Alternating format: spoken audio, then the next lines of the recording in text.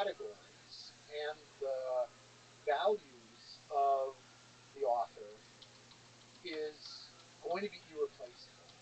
And my anxiety is that with uh, with college bookstores now moving entirely to the paperless format, it changes how people interact with texts.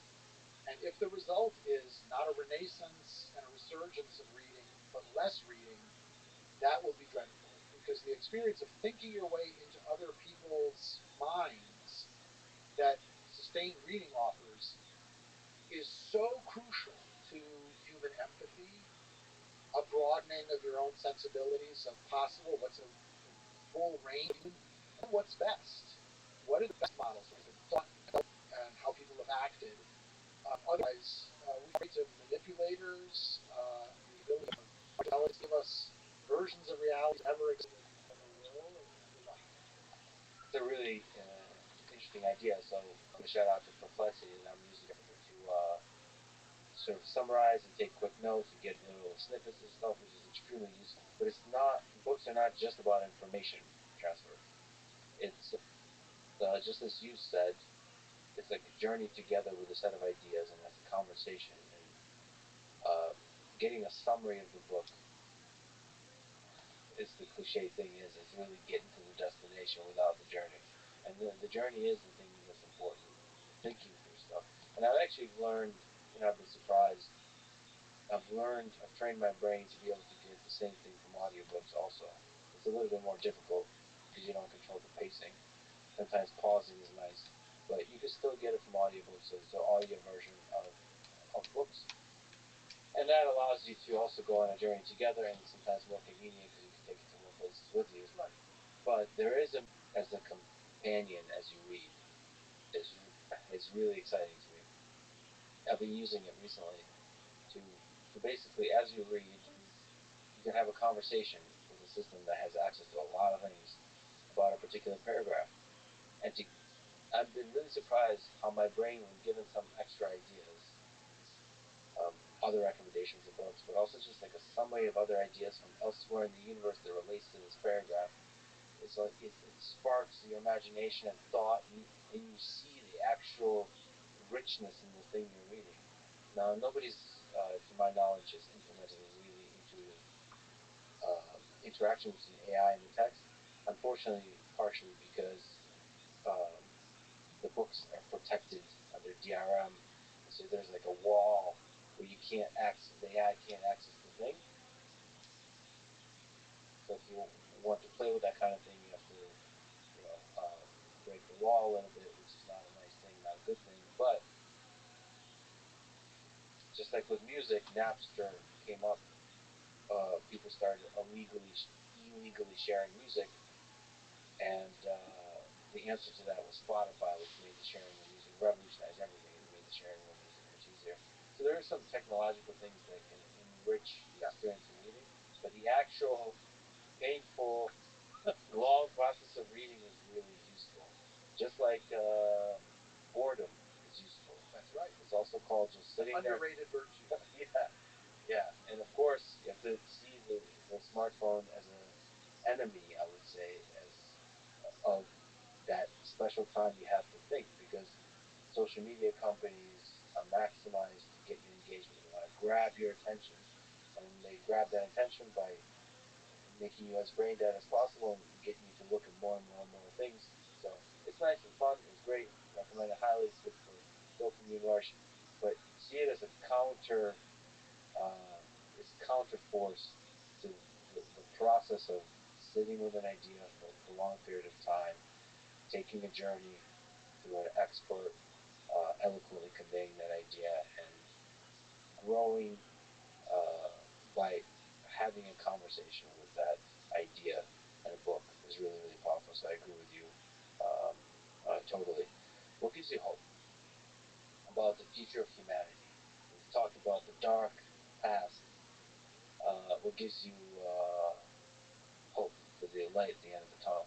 So we talked indeed about a lot of latent, really damaging and negative energies that are part of human nature.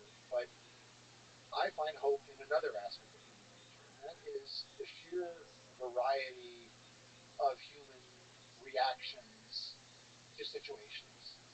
The very fact that history is full of so many stories of amazing endurance, amazing resilience, the will to build up even after the horrors have passed. This to me is an inexhaustible source of optimism. And there are some people who condemn cultural appropriation and say that borrowing from one culture to another is to be condemned.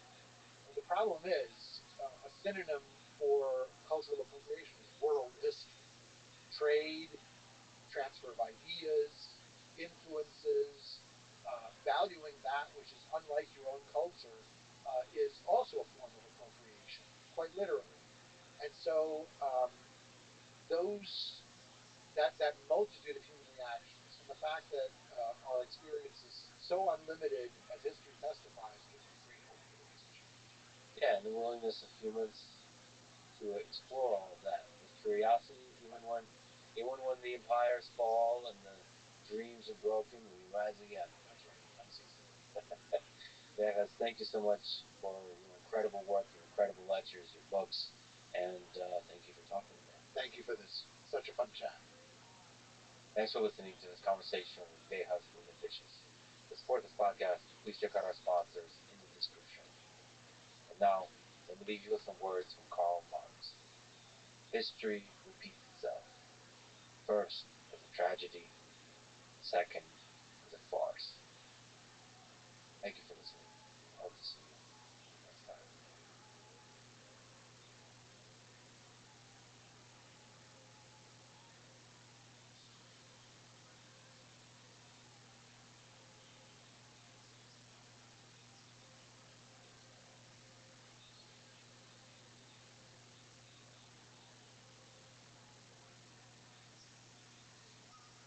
So Rome always wins because even if they lose battles, they go to the Italian allies and half citizens and raise new armies.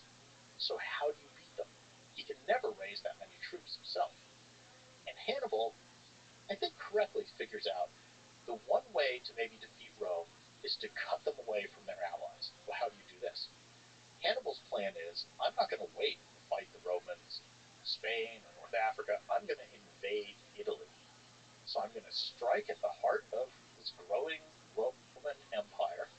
And my hope is that if I can win a couple big battles against Rome in Italy, the Italians will want their freedom back. And they'll rebel from Rome and maybe even join me. Because most people who've been conquered want their freedom back. So this is a reasonable plan. So Hannibal famously crosses the Alps with elephants, dramatic stuff. Nobody expects him to do this. Nobody thinks he can do this. Shows up in northern Italy. Romans send an army. Hannibal massacres them. He is a military genius. Rome takes a year, raises a second army. We know this story. Sends it against Hannibal. Hannibal wipes him out. Rome gets clever this time. They say, okay, Hannibal's different. We're going to take 2 years, raise 2 armies, and send them both out at the same time against Hannibal. So they do this, and this is the Battle of Cannae, which is one of the most famous battles in history. Hannibal is facing this army of 80,000 Romans about, and he comes up with a strategy called double envelopment. I mean, we can go into it later if you want, but this famous strategy where he basically kind of sucks the Romans in, surrounds them on all sides, and in one afternoon, at the Battle of Cannae, Hannibal kills about 60,000 Romans. Now, just to put that in perspective, that's more Romans hacked to death in one afternoon with swords than Americans died in 20 years in Vietnam. The following is a conversation with Gregory Aldrete, a historian specializing in ancient Rome and military history. This is a Let's Read One podcast. To support it, please check out our sponsors in the description.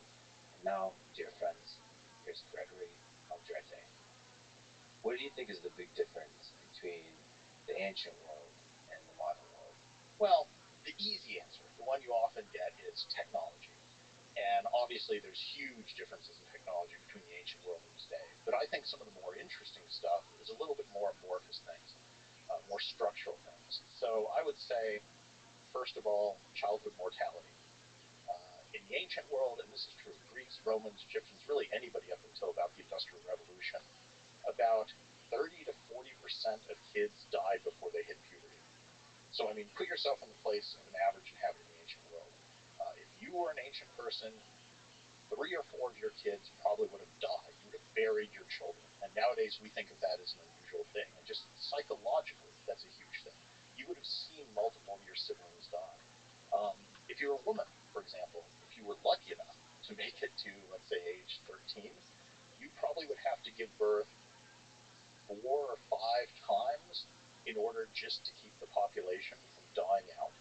So those kind of grim mortality statistics, I think, are a huge difference psychologically between the ancient world and the modern. Well, fundamentally, do you think human nature changed much? Do you think the same elements of what we see today, fear, greed, love, hope, optimism, and cynicism, the underlying forces that result in war, all of that permeates human history? Crude answer, yes. I think human nature is roughly constant. And for me, as an ancient historian, the kind of documents that I really like dealing with are not the traditional literary sources, but they're the things that give us those little glimpses into everyday life. So stuff like tombstones or graffiti, or just something that survives on a scrap of parchment that records a financial transaction. And whenever I read some of those, I'll have this moment of, feeling, oh, I know exactly how that person felt. Here across 2,000 years of time, completely different cultures, I have this spark of sympathy with someone from antiquity. And I think, as a historian, the way you begin to understand an alien, a foreign culture, which is what these cultures are, is to look for those little moments of sympathy. But on the other hand, there's ways in which ancient cultures are wildly different from us. So you also look for those moments where you just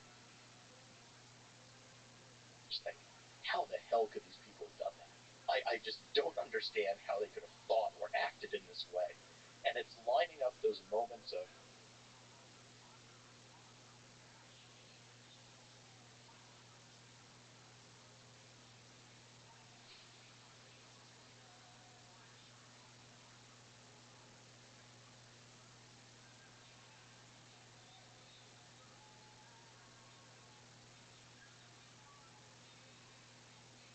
So Rome always wins, because even if they lose battles, they go to the Italian allies and half-citizens and raise new armies. So how do you beat them? He can never raise that many troops himself. And Hannibal, I think correctly, figures out the one way to maybe defeat Rome is to cut them away from their allies. Well, how do you do this? Hannibal's plan is, I'm not going to wait to fight the Romans in Spain or North Africa. I'm going to invade Italy.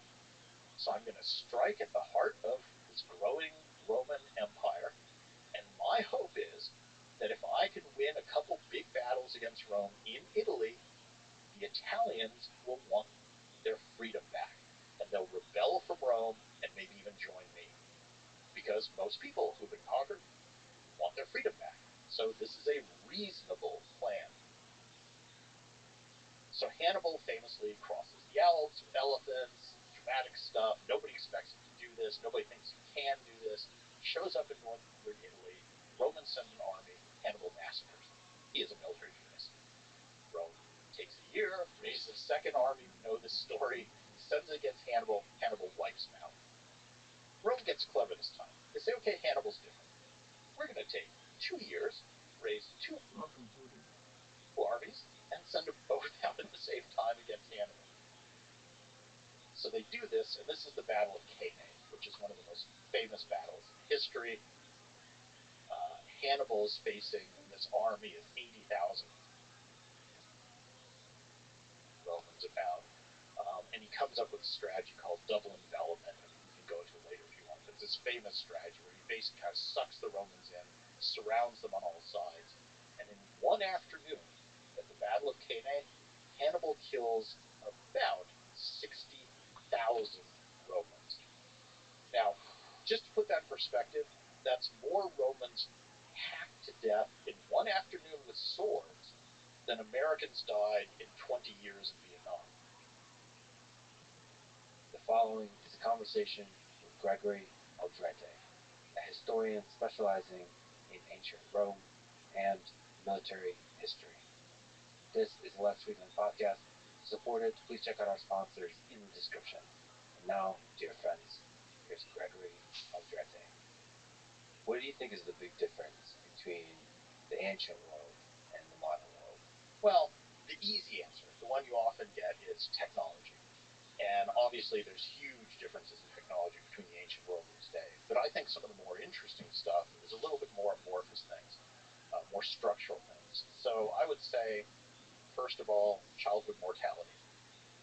In the ancient world, and this is true of Greeks, Romans, Egyptians, really anybody up until about the Industrial Revolution, about 30 to 40% of kids died before they hit puberty.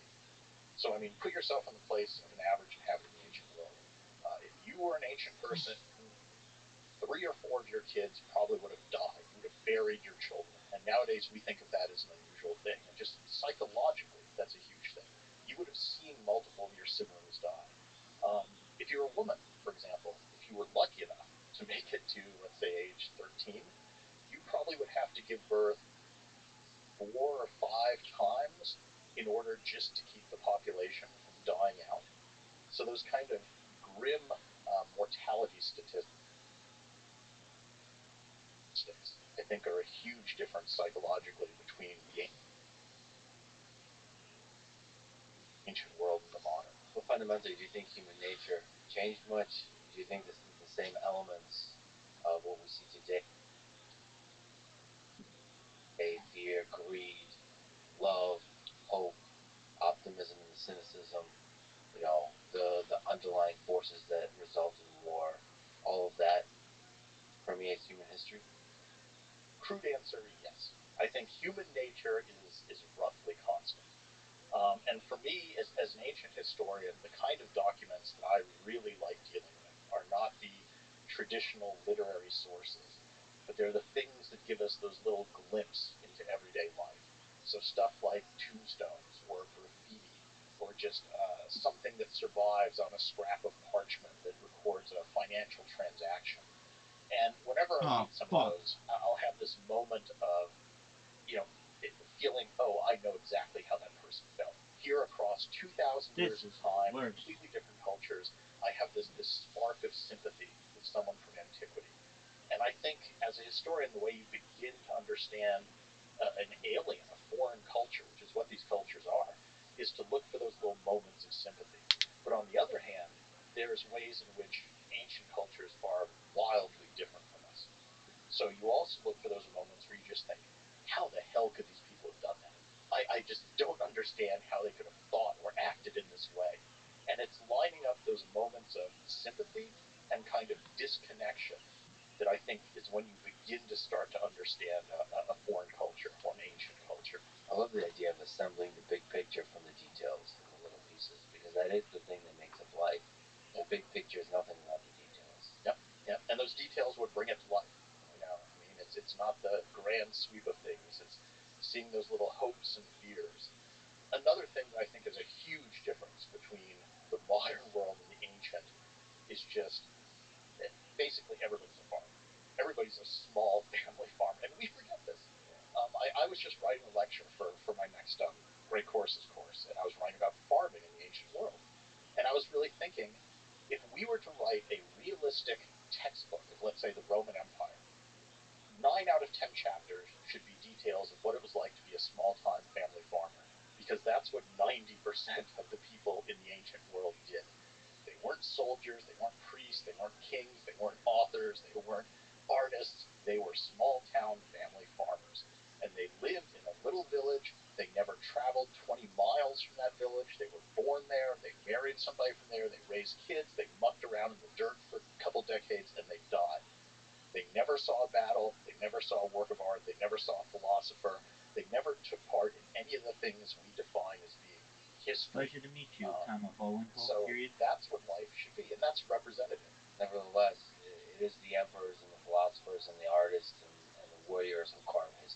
And I it is stream the my life important 24 stuff. hours a So day, I 7 mean, days a week, that's true. 365 There's days a a year reason for we world focus peace, on that. period. That's a good I have more reminder, data though, on if the you want to internet than truly any person empathize ever, and and data is understand what Earth's life number was one like, resource, you have to period. Data is represent more it valuable than fully. any And I would say stock let's or not crypto forget in the that. world, So period. let's not That is forget what according to life The was like Economist for magazine 80, in 90% of the people 2018, in the period. ancient world, the ones we don't talk about, because If that's you want to important check too. out my live So streams the Roman Empire 24/7, comment here, there.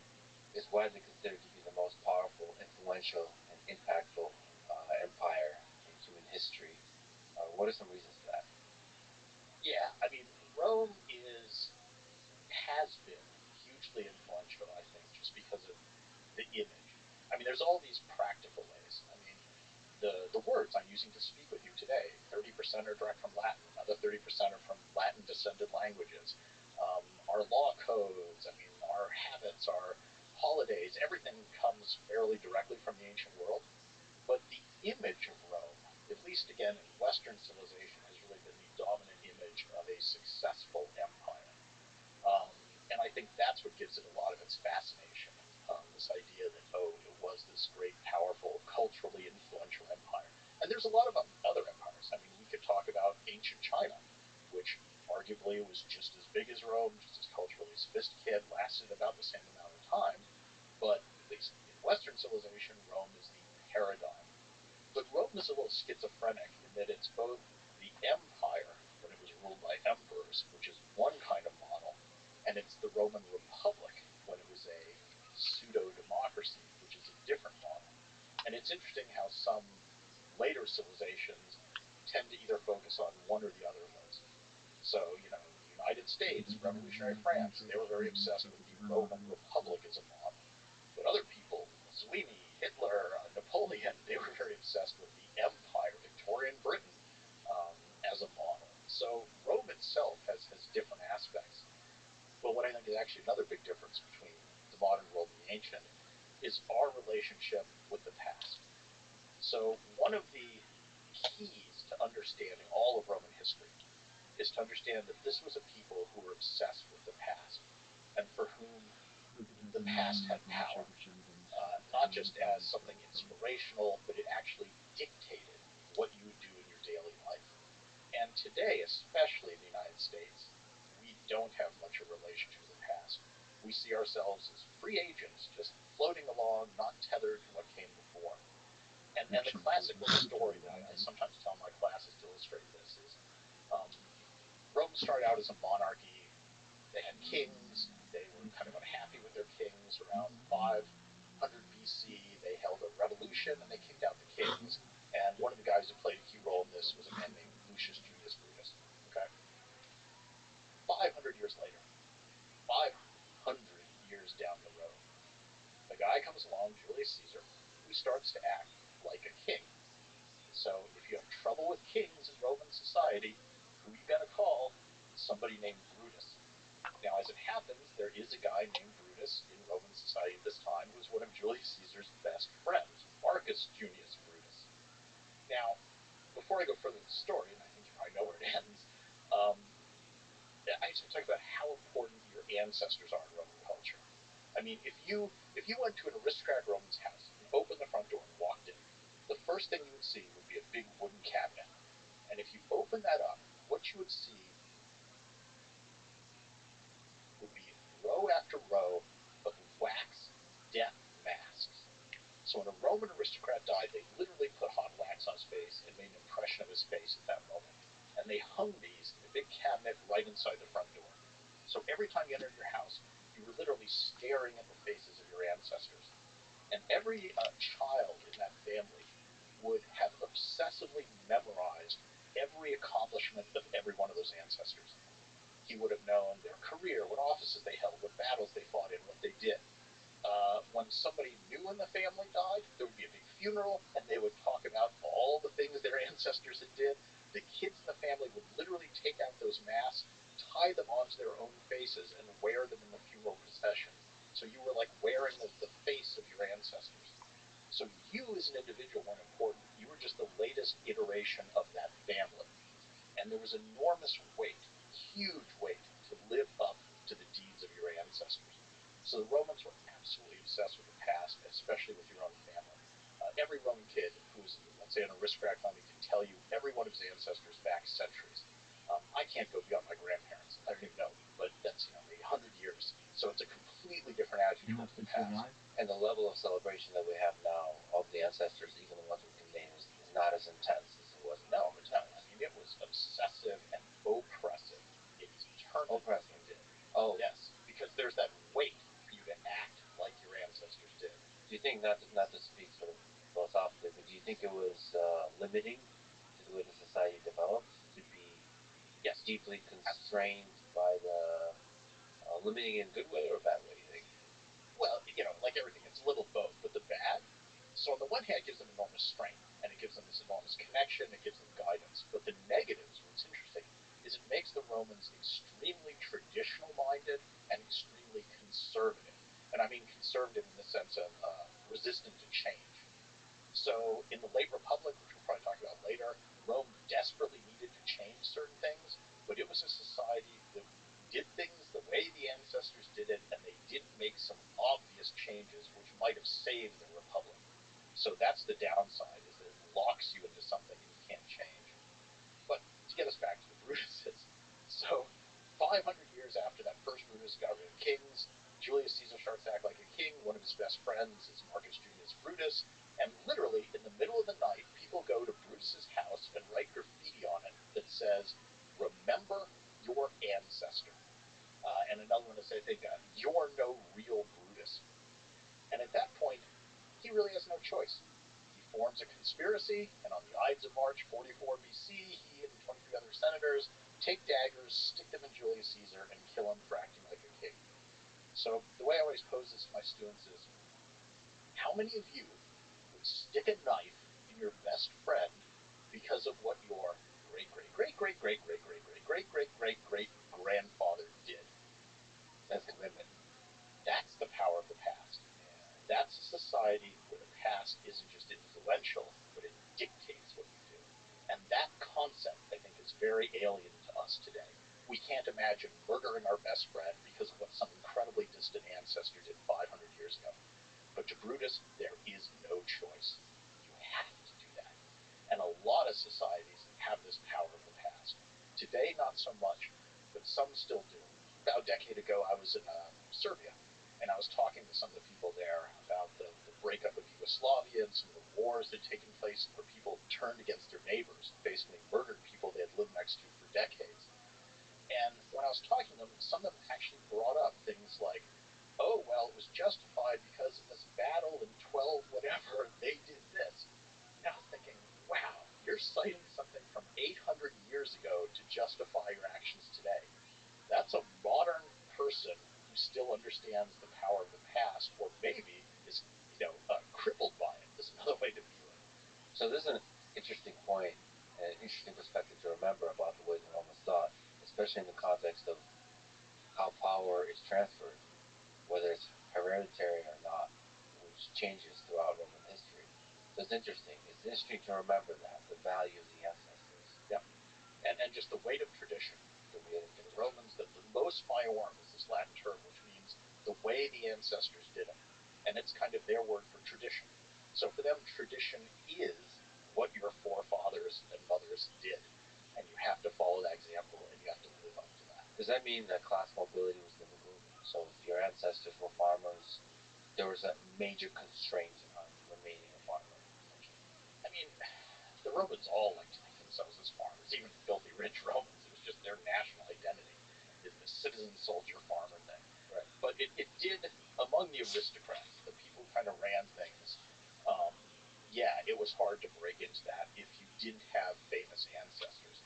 And it was such a big deal that there was a specific term called a novus homo, a new man, for someone who was the first person in their family to get elected to a major office in the Roman government, because that was a weird and different and new thing. So you actually designated them by this special term. So yeah, you're absolutely right. So if we may, let us zoom out. It would help me, maybe it'll help the audience to look at the different periods that we've been talking about. So you mentioned the Republic, you mentioned maybe when it took the form of empire, and maybe there was the Age of Kings. What are the different periods of this Roman, let's call it, what, the big... Roman history. Roman history. Yep. people just call that whole period Roman Empire loosely, right? So maybe can you speak to different periods? Yes, absolutely. So conventionally, Roman history is divided into 3 chronological periods. The first of those is from 773 BC to 509 BC, which is called the monarchy. So all the periods that their names from the form of government.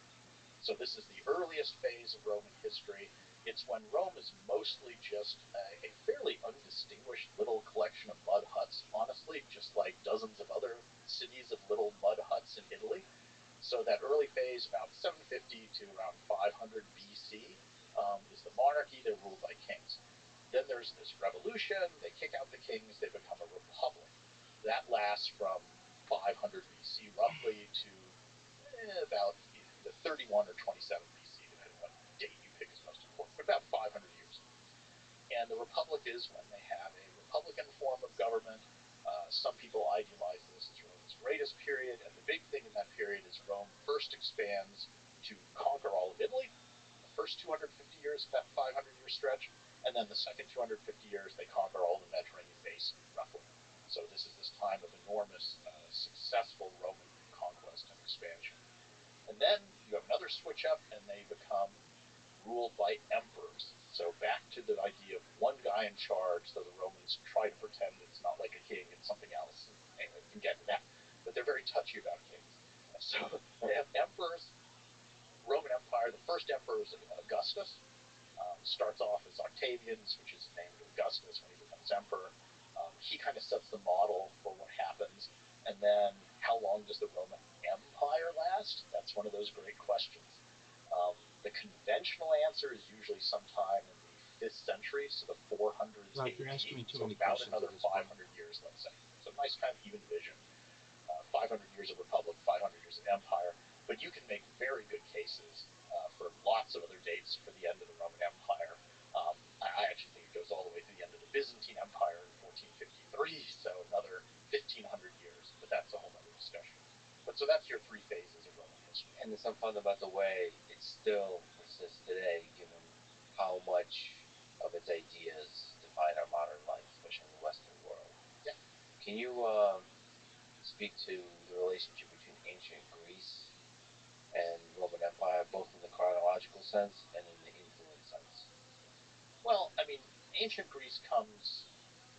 The classical era of Greek civilization is around the 500s BC. That's when you have the great achievements of Athens. It becomes the first sort of true democracy. They defeat the Persian invasions. A lot of famous stuff happens around in the 400s, let's say.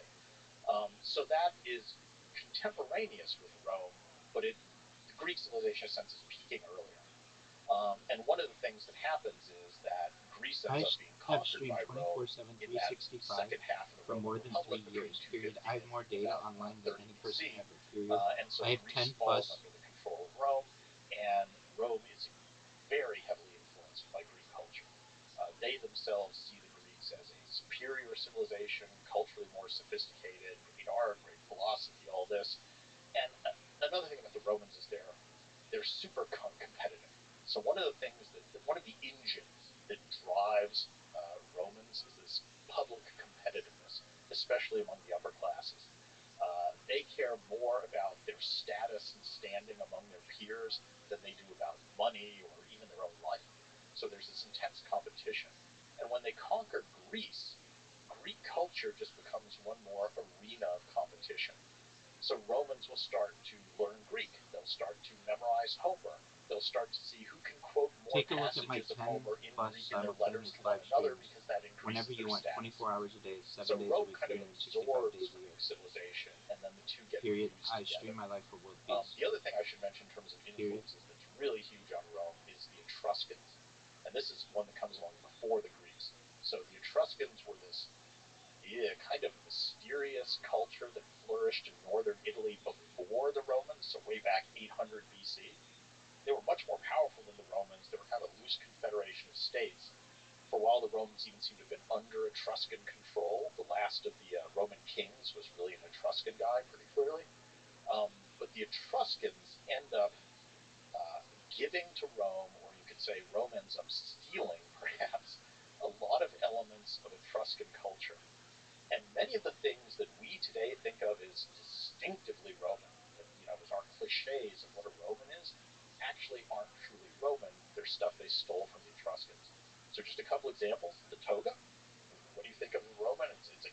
toga. A toga is the mark of Roman citizen. Well, that's what Etruscan kings wore, probably. Gladiator games, we associate those very intensely with the Romans. Well, they probably stole that from the Etruscans. A lot of Roman religion. Jupiter is a thunder god. All sorts of divination. The Romans loved to chop open animals and look at their livers and predict the future. That comes from the Etruscans. Watching the flight of birds to predict the future. That comes from the Etruscans. So there's a lot of central elements of what we think of as Roman civilization, which actually are borrowings, let's say, from these older, slightly mysterious Etruscans. I mean, that's a really powerful thing. It's a powerful aspect of a civilization to be able to, we call it stealing, which is a negative connotation. You can also see its integration, basically. Yes, steal the best stuff from the peoples you conquer or the peoples that you interact with. That not every empire does that. There's a lot of nations and empires that when they conquer, they annihilate. Hope you have a wonderful day too, my friend. So it's an interesting thing to be able to culturally, like the form that the shout out to Bong competitiveness James Bong, takes everybody. Shout out to is that you Jacob, wanna El compete in the Diablo. realm of Shout out ideas to and my culture man versus and my competing good friend. strictly in the realm of military conquest. Yeah, and I think you exactly put your finger on one of the, let's say, secrets of Rome's success, which is that they're very good at integrating non-Romans or non-Roman ideas and kind of absorbing them. So one of the things that's absolutely crucial early in Roman history, when they're just one of these tiny little mud hut villages fighting dozens of other mud hut villages in Italy. Why does Rome emerge as the dominant one? Well, one of the things they do is when they do finally succeed in conquering somebody else, let's say another Italianate people, they do something very unusual, because the normal procedure in the ancient world is you conquer something, let's say you conquer another city. You often kill most of the men, enslave the women and children, steal all the stuff, right? The Romans, at least with the Italians, conquer the other city, and sometimes they'll do that, but sometimes they'll also then say, all right, we're going to now leave you alone, and we're going to share with you a degree of Roman citizenship. Sometimes they make them full citizens. More often they make them something we call half citizens, which is kind of what it sounds like. You get some of the privileges of citizenship, not all of them. Sometimes they would just make them allies. But they would sort of incorporate them into the Roman project. And they wouldn't necessarily ask for money or taxes, which is weird too. But instead, the one thing they would always demand from the conquered cities in Italy is that they provide troops to the Roman army. So the army becomes this mechanism of Romanization, where you pull in foreigners, you make them like you, and then they end up fighting for you. And early on, the secret to Rome's military success is not that they have better generals, it's not that they have better equipment, it's not that they have better strategy or tactics, it's that they have limitless manpower, relatively speaking. So they lose a war, and they just come back and fight again, and they lose again, and they come back, they fight again. And eventually they just wear down their enemies, because their key thing of their policy is, we incorporate the conquered people. And the great moment that just exemplifies this is pretty late in this process. So they've been doing this for 250 years, just about. And they've gotten down to the toe of Italy. They're conquering the very last cities down there. And one of the last cities is actually a Greek city. It's a Greek colony. It's a wealthy city, and so when the Romans show up on the doorstep and are about to attack them, they do what any rich Greek colony or city does. They go out and hire the best mercenaries they can.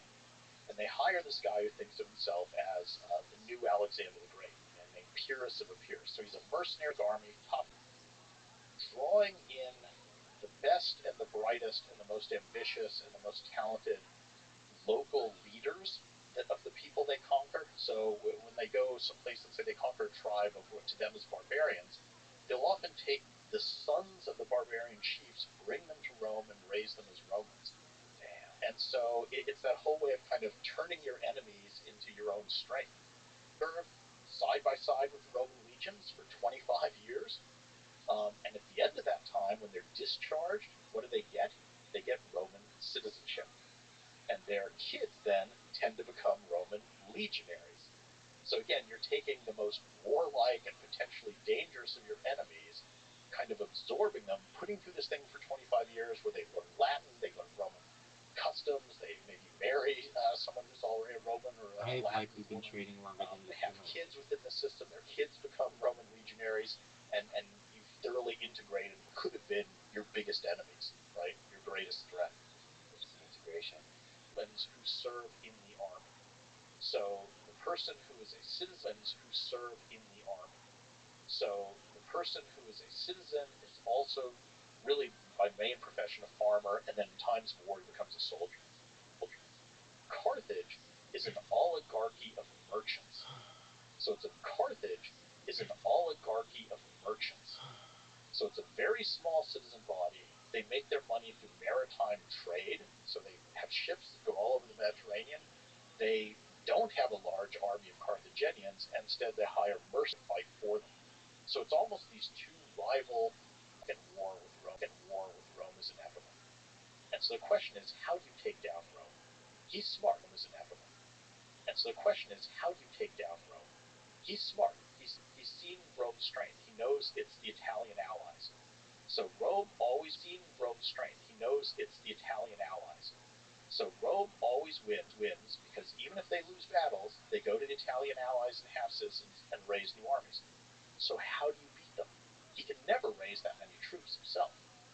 And Hannibal, I think correctly, figures out the one way to maybe defeat Rome is to cut them away from their ally. He crosses the Alps with elephants, dramatic stuff. Nobody expects him to do this. Nobody thinks he can do this. He shows up in northern Italy. Romans send an army. Hannibal massacres them. He is a military genius. Rome takes a year, raises a second army. We know this story. Sends it against Hannibal. Hannibal wipes him out. Rome gets clever this time. They say, okay, Hannibal's different. We're going to take 2 years, raise 2 armies, and send them both out at the same time against Hannibal. So they do this, and this is the Battle of Cannae, which is one of the most famous battles in history. Hannibal is facing this army of 80,000 element. We can go into it later if you want, but this famous strategy where he basically kind of sucks the Romans in, surrounds them on all sides, and in one afternoon, at the Battle of Cannae, Hannibal kills about 60,000 Romans.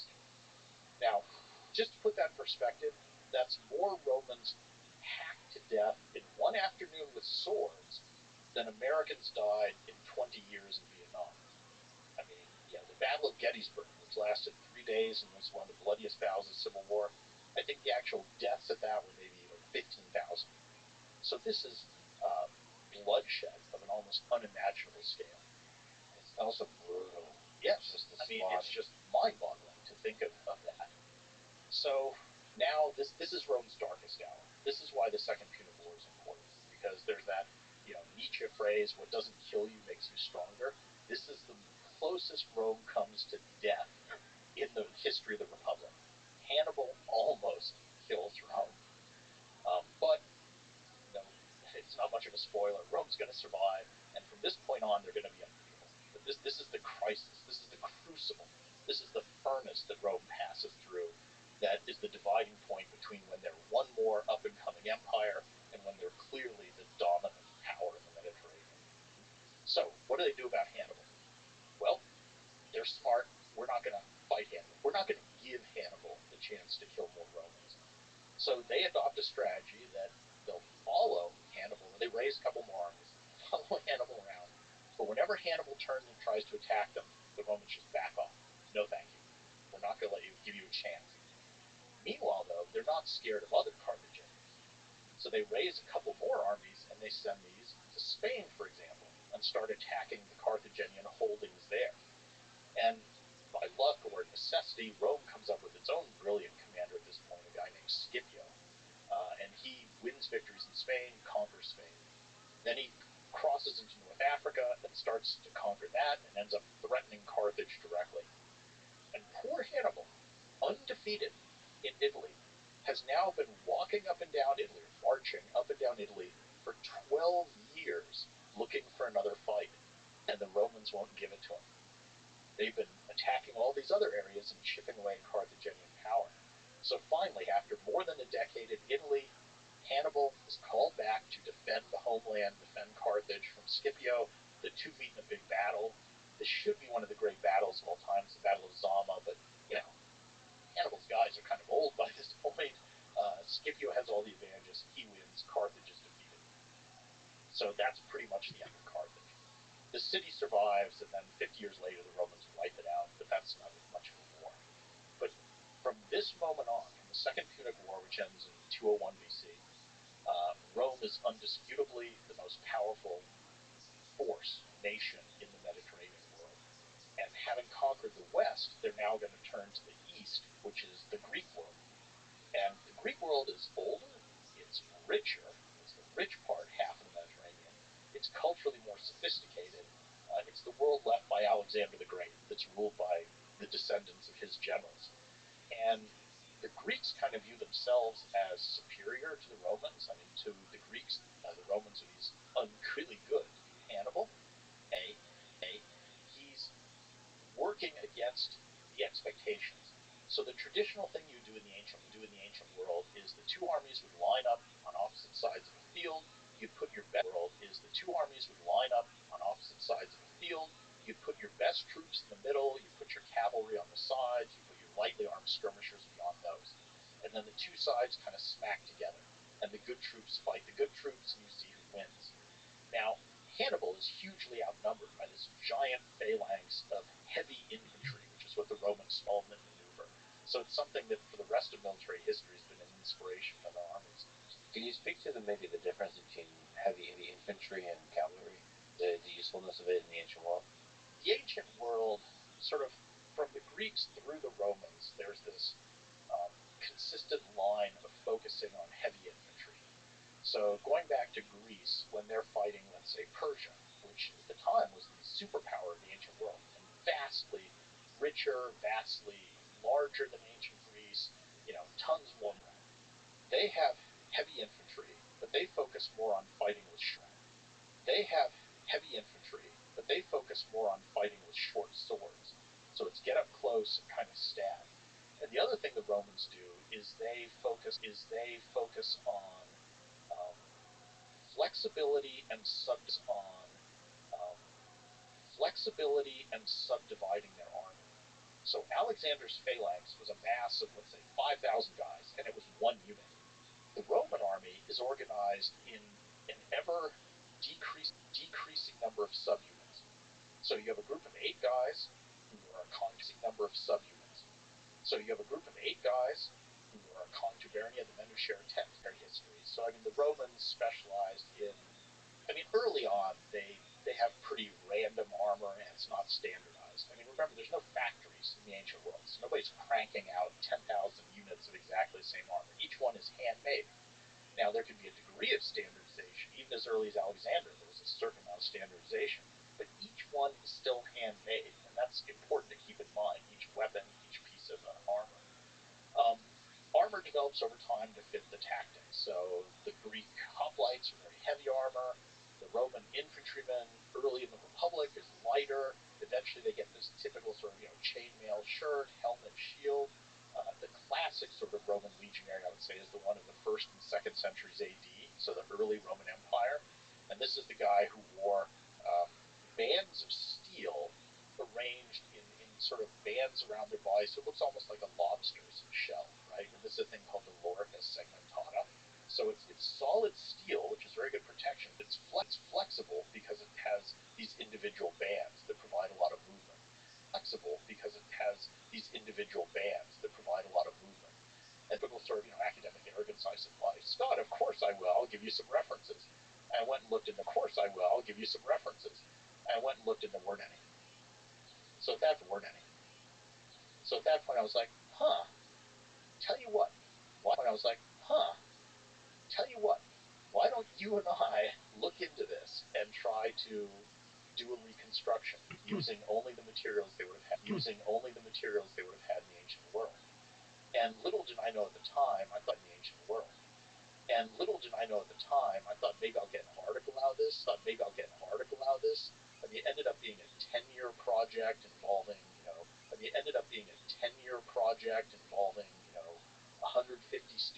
150 students, a couple dozen other faculty members,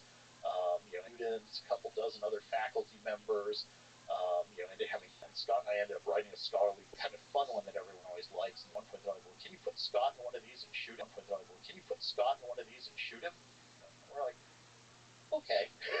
I mean, at that point we've done about him. And we're like, okay. I mean, at that point we've done about 1,000 test shots. I grew up shooting bows and arrows. I knew exactly how far that was going to go. So it's one of these, don't do this at home, kids. So there's a million questions to ask here, but One of these, don't do this at home, kids. so there's a million questions to ask here, but in general, how well, in terms of ballistics, does it work? Like, Yeah. can it withstand arrows, or direct strikes from swords and axes and stuff like that? Bottom line is, Or direct strikes from swords and axes and stuff like that. bottom line is a 1 centimeter thick line of thorax. So laminated, a 1 centimeter thick line of thorax. So laminated, or even sewn, doesn't have to be laminated, layer of linen is about as good protection as 2 millimeters of bronze, which was the thickest comparable body armor of bronze at the time. And we're talking 4th century, 5th century BC here. So classical and Hellenistic Greece. And that would have protected you from, let's say, random arrow strikes on the battlefield. So you could have gotten hit by arrows and they simply wouldn't have gone through. What are the benefits? Is there a major weight difference? Yes. So the benefit that had metal parts glued together that after 2,000 years of immersion in water were still glued together. So they had some great glues. We just don't know what the recipes for them were. So we went the opposite tack and said, well, we're just going to make something that we know they could have made. So it was at least this good. You know what I'm saying? But actually, this is a materials thing, but I think glue, aside from helping glue things together, it can also be a thing that serves as armor. So like, if you glue things correctly, the way it permeates the material that it's gluing can strengthen the material, the integrity of the material. That's an art and a science probably that they understood deeply. The process of lamination did add something. So there's actually a huge debate among scholars and actually a sort of amateur archaeologist that was this line of thorax thing glued together, or was it simply sewn together? Was it composite, partially lit? Humanist and historian, I use a lot of kind of hard science in my work.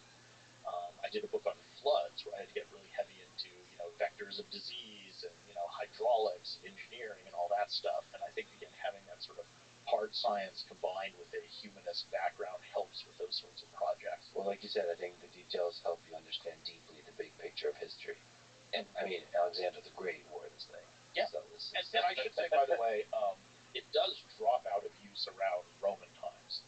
And I think what's going on there is technology.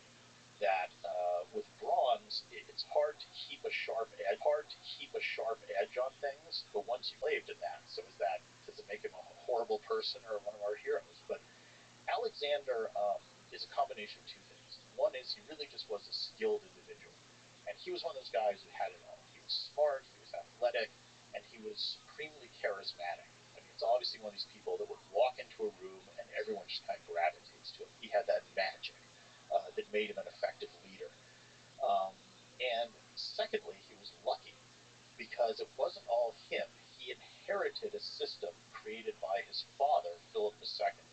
So he was in the right time at the right place, adapting elements of Persian culture. He dresses in Persian clothing. He marries a Persian woman. He sort of forces thousands of his troops to marry local women. He appoints Persians to positions of power. He integrates Persian units into his military. He really wanted to fuse all these things together. And some people see this as a very enlightened, or what his motivations were.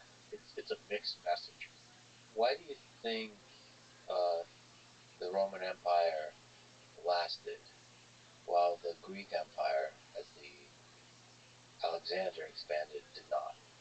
That's a clear answer. So Alexander's empire fragmented the moment he died. And so his empire was their first law code was this thing, the 12 tables. So this is way back in the Middle Republic, and it was a typical early law code. So most of the stuff it concerns are agricultural concerns. So if I have a tree and its fruit drops onto your property, who owns the fruit? If my cow wanders into your field and eats your grain, am I responsible? I mean, I love these early law codes that are all about this, like, farmer problems,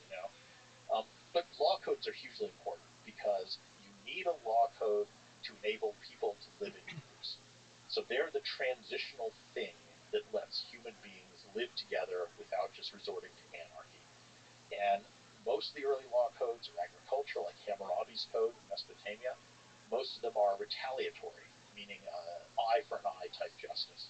So you do something to me, it gets done to you. But they're this necessary precondition for civilization, I would say. And the 12 Tables is that. It's a crude law code. It has a lot of goofy stuff in it. It has things about, if you use magic, this is the punishment. But it's that basic agrarian society law code. Now, that's typical of many societies. Where the Romans are different is they keep going.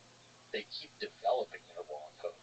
And by the late Republic, the Romans just get kind of really into legal stuff. I don't know why, but and the Romans are very methodical, organized people, so maybe this has something to do with it. But their law code just keeps getting more and more complicated, and keeps expanding to different areas. And they start to get jurists who write sort of theoretical things about Roman law. And eventually it becomes this huge body both of cases and comments on those cases and of actual laws. And in the 6th century AD, so the 500s, weird esoteric questions. There's another one where, a cow gets loose and runs into an apartment building, goes up onto the roof and crashes down 3 stories into a bar on the ground floor and kicks open the taps to the wine jug and all the wine flows out. Who's at fault? I mean, this seems to have happened, as crazy as it sounds. And Roman testamentary law is great. I mean, something like 20% of Roman law has to do with wills and what you do with the will and what makes a will valid. You have to have 7 witnesses, and you have to have a guy named a Lieberprinz to witness it, and the witnesses have to be adult men who can't be blind, and all this other stuff. So it's just great. I mean, it's fun to mess around in this, but it always contains these little nuggets about what happens. I mentioned I wrote a book on floods, and there were all these law cases about if a flood strikes the city and picks up my piece of furniture in my apartment building and carries it out the door and deposits it in another apartment building, does that guy now own my furniture because it's now legally within his apartment? Or can I go in there and repossess it because the flood took it out of my apartment? This is the stuff laws handle, and that's how sophisticated Roman law got. It kind of corrupt, unfair things seep into the law. Oh, yeah. I mean, it's biased in favor of the wealthy, obviously. And, I mean, Roman law cases are interesting because they became linked to politics. So one of the ways that politicians, up-and-coming politicians, aspiring politicians, could sort of make their name or become famous was by either prosecuting or defending people in Roman law courts. And especially during the late Roman Republic, you get a lot of really sensational, what today we'd call celebrity law cases. So this is where some of the biggest politicians were accused of very melodramatic kinds of things. I mean, the most famous Roman orator of all time, Cicero, is a guy who made his entire career in the law courts, and that's how he made his reputation, was able to parlay that into political power, and eventually was elected to the highest office in the Roman government. But it's purely because of his skill, his facility at using words, at giving speeches in public.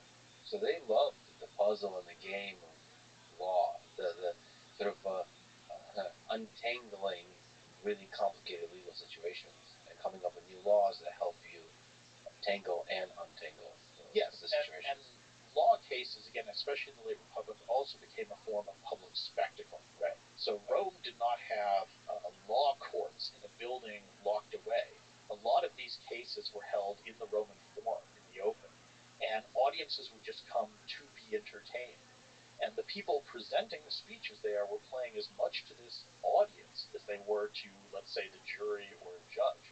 And that became a big part of the cases. So that's all tied up in the Roman ordinance. So we're talking a bit about the details of the laws. Is there some big picture laws? There are new innovations or like profound things like all Roman citizens? Certain protections.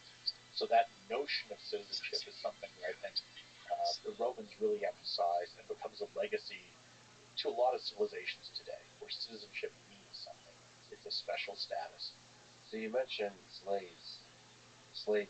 That's something that is common throughout human history. What do we know about their relationship with slavery? Well, Roman slavery, a couple of just reminders at the beginning. First of all, it's not racial slavery. So for people, United States, you tend to think of slavery through this kind of racial lens. So slaves in ancient Roman society could be any color, ethnicity, gender, origin, whatever. It's an economic status. Now, having said that, slavery is fundamentally horrific to human dignity because it is defining a human being as an object. And very famously, a Roman agricultural writer who's writing about farms, just as a kind of aside, says, on your farm you have three types of tools. You have dumb tools, and by dumb he means can't speak. So that's like shovels, picks, things like this, wagons. You have semi-articulate tools, which are animals, and you have articulate tools, which are human beings, slaves. And for him, these are all just categories of tools. It's so intensely dehumanizing to view people in that way. So Roman slavery is odd in that it doesn't have this racial component. It's horrible, really all slavery is horrible. But the other thing about it is it's not a hard line. It's a permeable membrane, and many people move back and forth across it. So you have many people in the Roman world who were born a slave who gained their freedom through one means or another. And you have many others who were born free and become slaves. And you have some who go back and forth. There's a great Roman tombstone of this guy who says, I was born a free man in Parthia, I was enslaved, then I gained my freedom, and I became a teacher or something, and I had a life, and now I'm a Roman citizen. So it's this whole back and forth across all these boundaries multiple times. Oh, so there's probably a process, like an economic transaction. The most common source of slaves in the Roman world was war. So wherever the Roman army went, in its wake would be literally a train of slave traders. So you're in war, you capture an enemy city, you whack the people over the head, and you turn around if you're a soldier and you sell them to one of these slave traders that's following your army around, literally. So that's probably the biggest source of slaves. Another big source is just children of slaves or slaves. And some people could literally sell either themselves or their children into slavery due to economic, necessity or privation or something. So as terrible as that sounds, a father could sell a child if he needed money.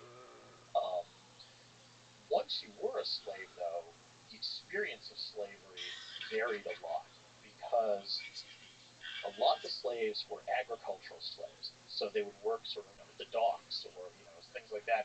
You might well be at the docks or things like that. You might well be a free person, and a slave would hold a skilled job. Free person, and a slave would hold a skilled job, and that seems a little strange or counterintuitive to us, but you see how in the Roman economy it sort of works. And that could be one of the things that would be surprising to us coming from the modern day to the ancient world is just the number of slaves. So you mentioned one of the things we don't think about is that most of the people are farmers. Yeah. And then the other thing is just the number of slaves. And there's a big debate how many slaves were there. What percentage of the populace, let's say in the city of Rome, were slaves. And this is something historians like to argue about a lot. And we keep coming back to this theme of, sometimes historians like to argue about a lot.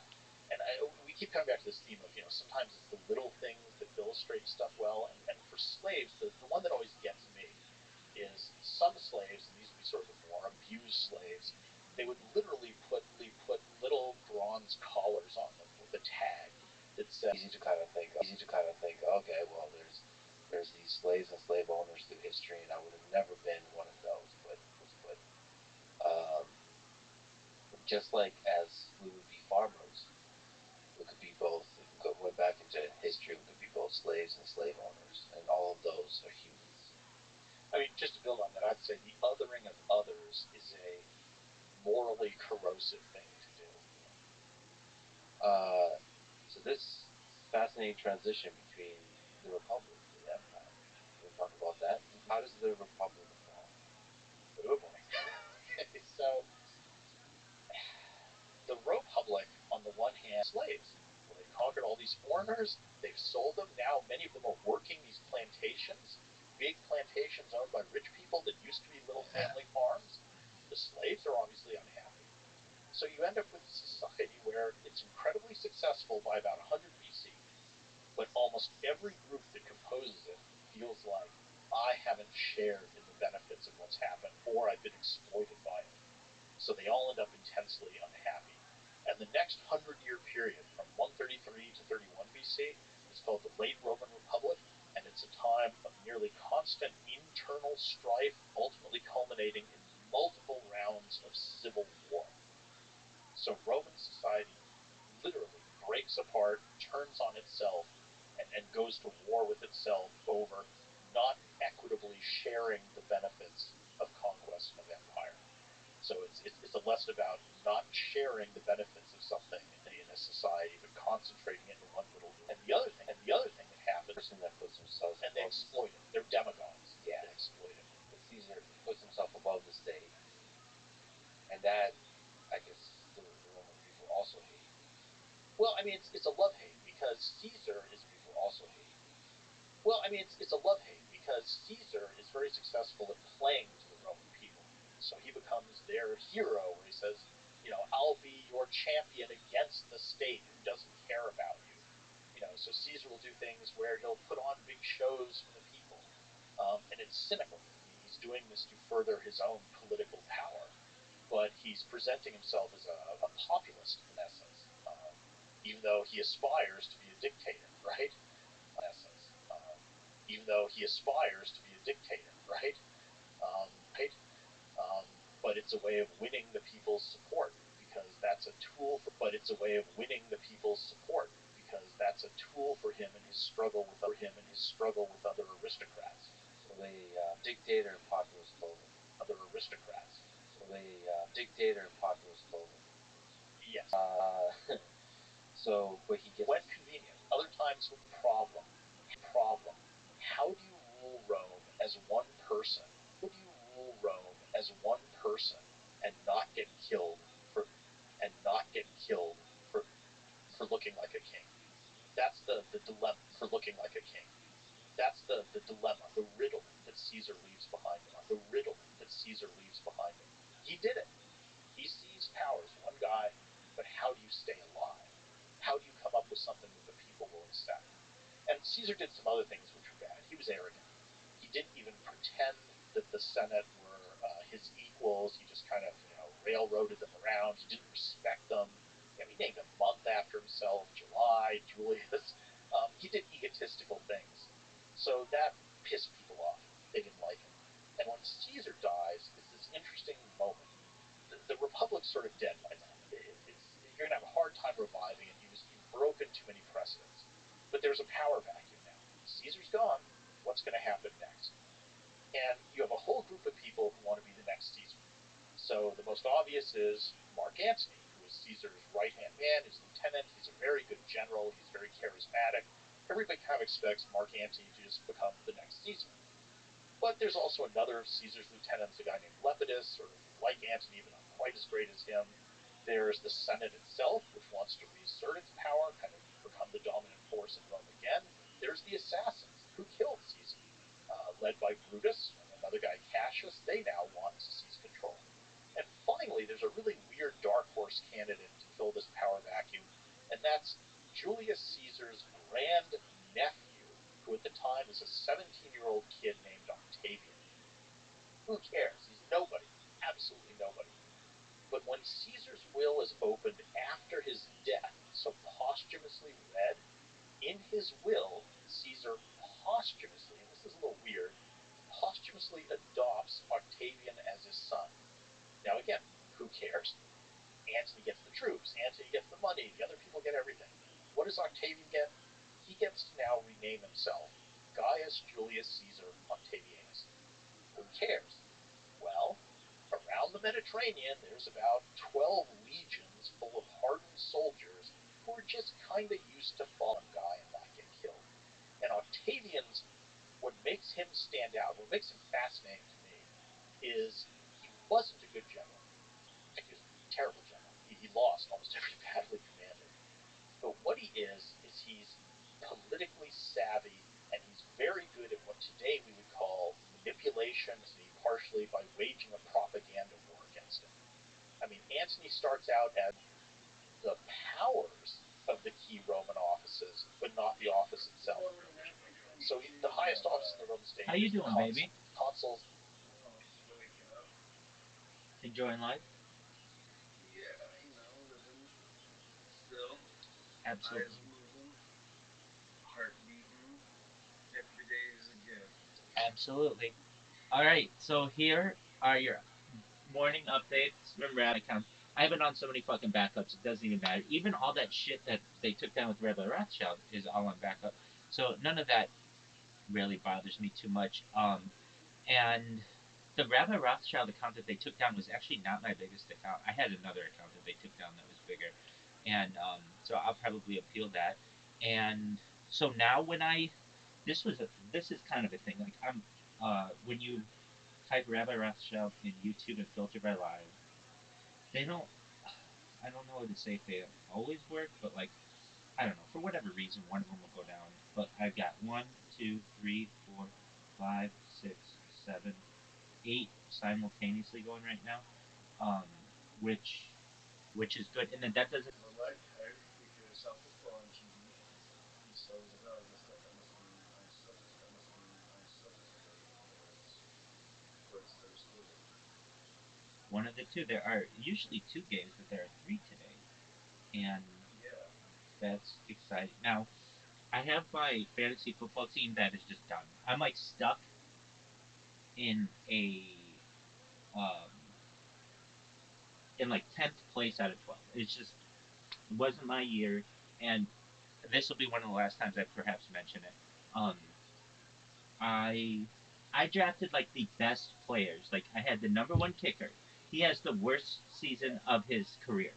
I had the number one tight end. He had his fucking mind on Taylor Swift all fucking season, though he didn't do that badly. I had the number one receiver, who's also the fastest person in the NFL, but his quarterback had a concussion, who I also had. So, like you can't, he doesn't have the right guy throwing to him, so all of his numbers are reduced.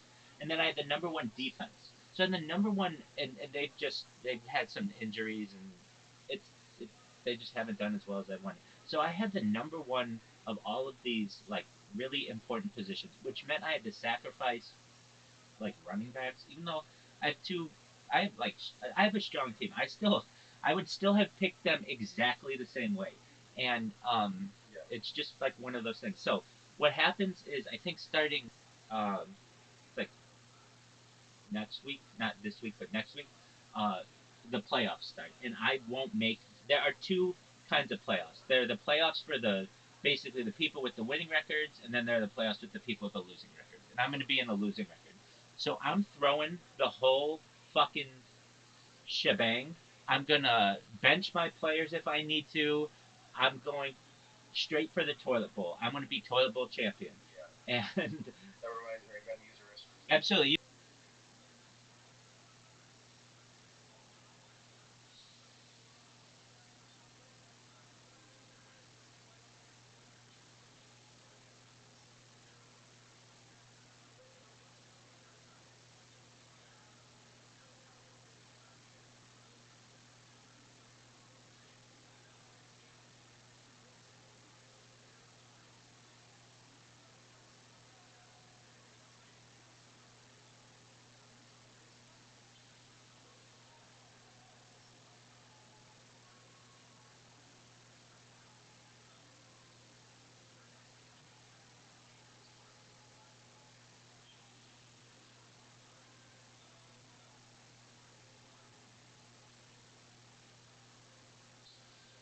Augustus in Latin has two possible meanings.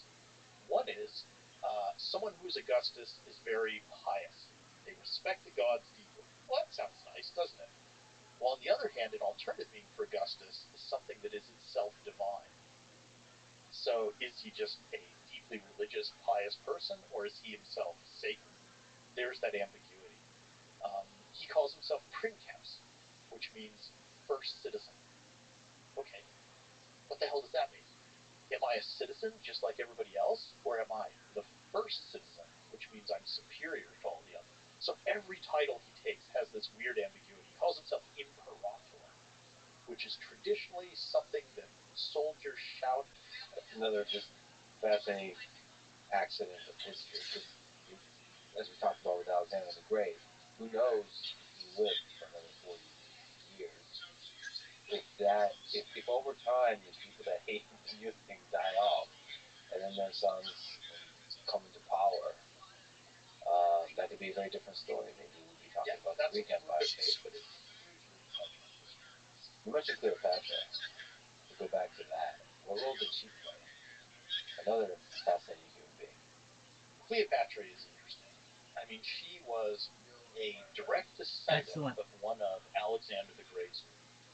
All right, so we were last talking about toilet bowl, and that's the champion, all that other stuff. So I think I'm gonna do that tonight. I don't know what I'm gonna sing, but do that. And then I did of those concerts. I have them all saved, and it just had to do with how long their spears were, and it like I was like, oh, okay, that's all it had to do. I mean, basically, they were going to war with people who had like spears of maybe like 10 feet long, and theirs were 14 feet long. So whenever they met any armies, the armies weren't prepared for these longer sticks, basically, and they were able to just dominate. And how about you? What do you do? How about you? What do you do for a living, Martyr? Do for a living, Martyr?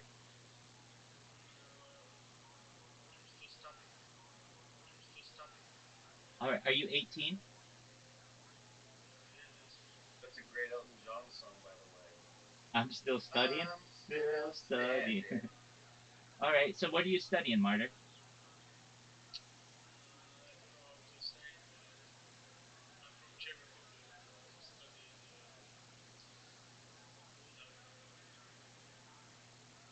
What do you study? You're good. Oh, dude, you're not 18 then. Okay. You gotta. In what year were you born, Martyr? Go. What year were you born? In what year? What year were you born? It's taking you too long. Go. What year were you born? Yeah, you would have said it by now. Dog, Martyr, you gotta be 18 to be in here. Okay, what? If you were born in 2006, I don't believe you. So, apologies there. Martyr, someone born in 2000. I'm born in 1985. It doesn't take me time to think about it. I know you're doing it through another language, but if anything, I want to make sure that everybody in here is an adult.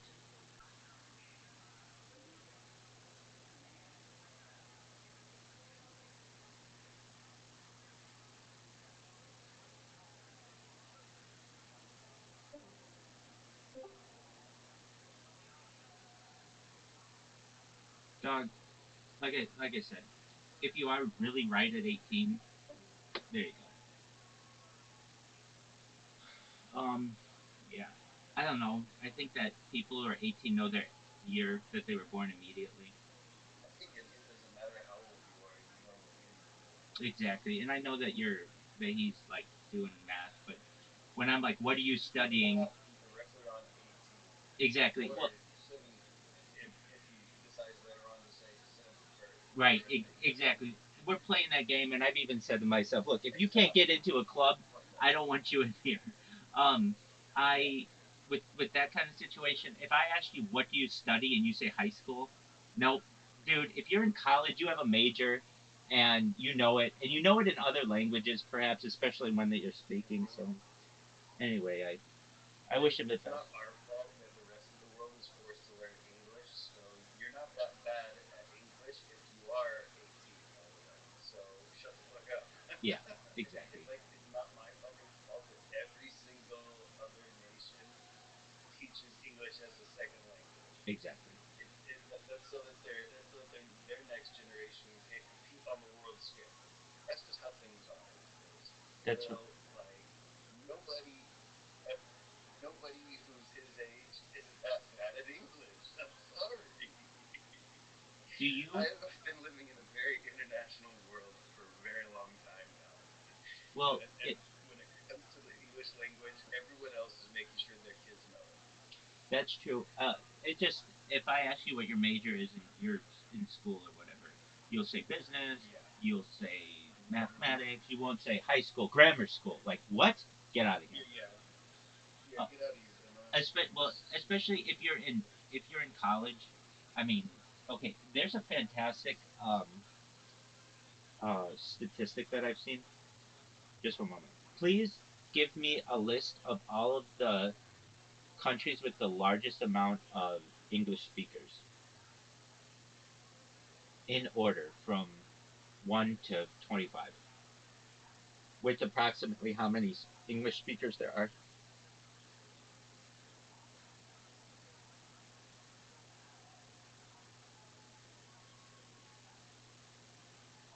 Hmm, this is, I don't know if this is right. Um, I just don't believe it. Hold on. What about China?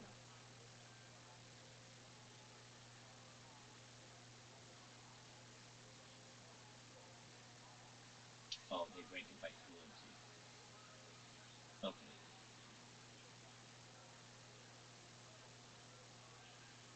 Why is India so low? They have over 1 billion people. You're saying only one quarter speak English? I don't believe that.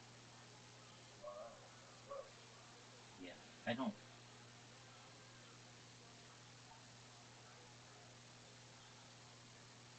Um, I mean, it depends on how fluent people are, but I have read, although this is a difficult one.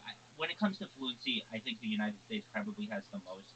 Um, but there's something like of knowing any language, like any of it.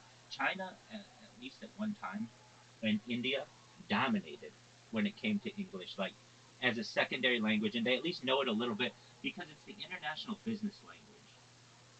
Yeah. Although, when I have it my way, I would like to make Esperanto the global language, something that we all have to learn. Do you know what Esperanto is? Yeah. And it's not that difficult to learn, and then everybody has to do a little bit of work, but then we all speak the same thing. But yeah, I don't know if that'll ever happen, but I think I'm an advocate for it. Like basically, when it comes to diplomacy, what up, Johnny? How you living, Tim? What's good in your neck of the woods, Johnny? Johnny, do you know who Lex Friedman is? Johnny, yo, dog, how you living? What's good in your neck of the woods? I like your avatar in that you haven't changed it. It makes you look like a huge bot, just in case you want to know. Because like everyone on Discord has something as their profile picture that isn't the default thing. But that's Very cool. stupid, But that's cool. First thing, I mean, it even warned you, Johnny, just in case you're aware, there are like bots that tell you if bots are coming to your Discord, and the first thing they tell you is this person does not have a profile picture, default profile picture still selected. So, just in case you don't want to look like a bot, you can change that. Aside from that, I hope you're doing well. That's just a little advice, and yeah, hope things are good in your neck of the woods. All right, I wanted to say something else before Johnny came in. That's funny. I forget what it was. Nothing too major. That's cool. Johnny, you're absolutely fascinating. You're interesting. You know, people do this with me too, though. Except I have my camera on, but they're like, hey, unmute, talk to us, blah blah blah blah blah. There you go. I get it. Um, I think I'm gonna make tonight maybe Michael Jackson night. I don't know why I said that, but I think all of the nights have like a theme of some sort, and I would never have thought that doo wop would be the thing to get me banned, but apparently that it was. And yeah, I mean, the only thing I can say is that if this ever goes viral, which with enough time it will, I'll be able to bring all the darkness into like who's talking about it?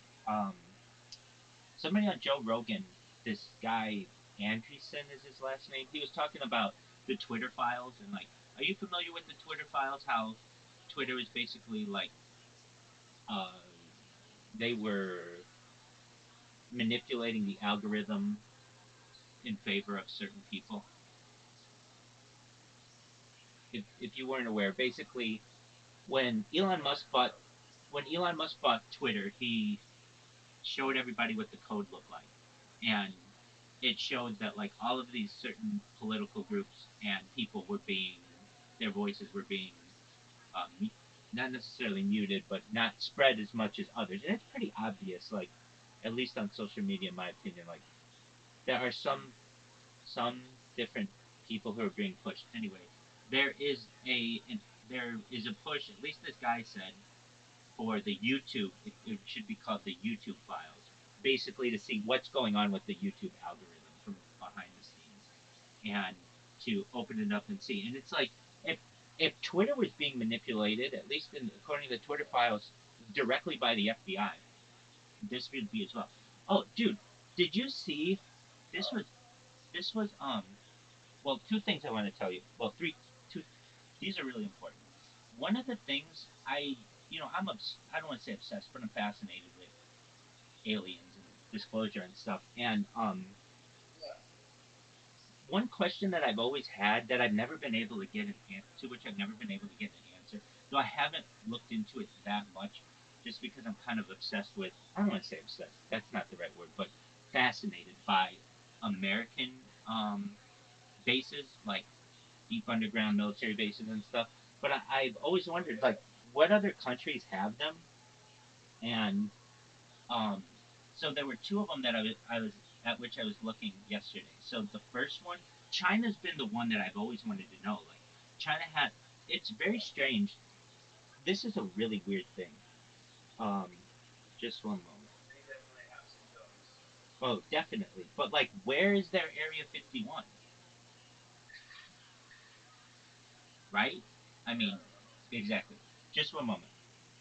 Please compare the size in square miles between the United States and China and how close they are. They're almost exactly the same. But what is it, size wise? The United States and China are indeed very close in size. So, United States is 3.8 million square miles, and China is 3.7 million square miles. Like, which is really weird. Like, of these two countries that they're just like almost exactly the same. And I know it comes into account like, well, do you count Taiwan and do you count Tibet and all this other shit? All right. Um. China does. Yes, you got that right. All right. So the one the Area 51 I was able to find for China is known as Lop Nur, LOP space NUR, which stands for Lop Lake or something like that. But the term Lop is not really, they don't, even the people in China don't know what it is. But it's located in western China, in like the middle of the desert, and that's where they do all their atomic testing. So it's very similar to what Area 51 was. And then I wanted to know where the United Kingdom's was, and this is getting to what I'm about to talk about.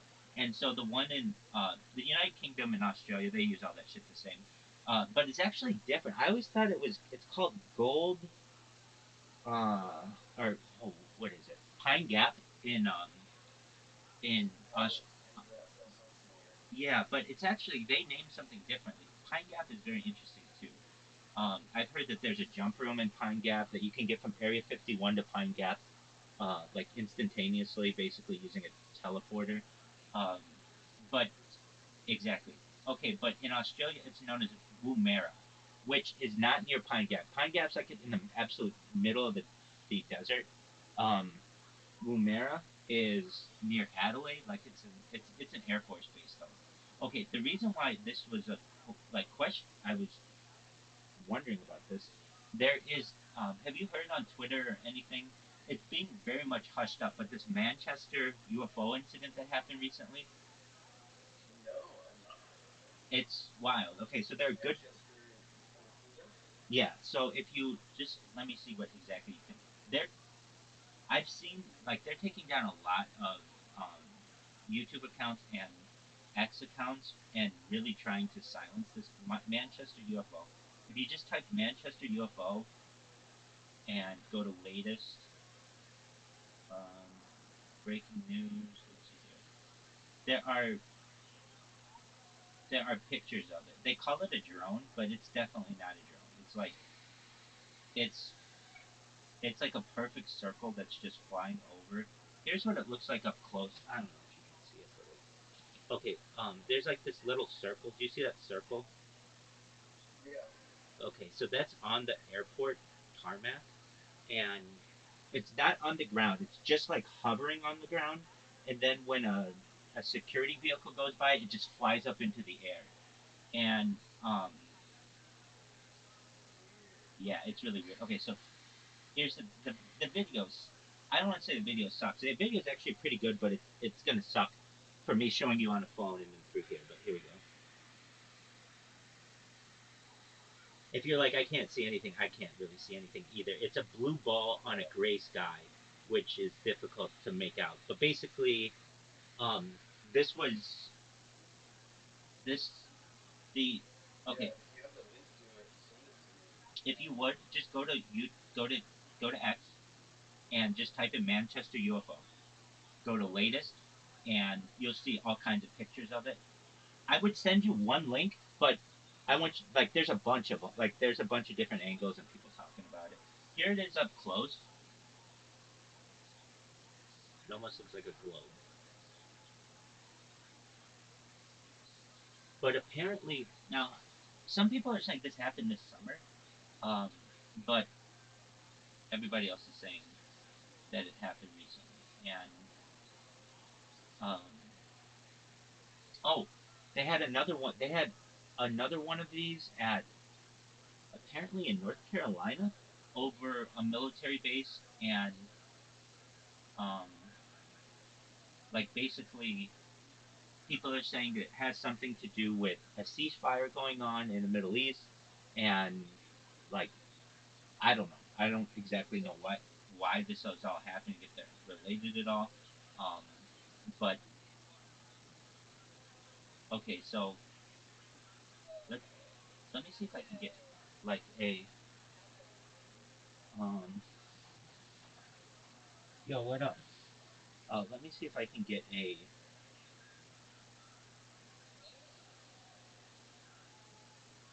apologies, catch me. See some guys talk, some person's talking.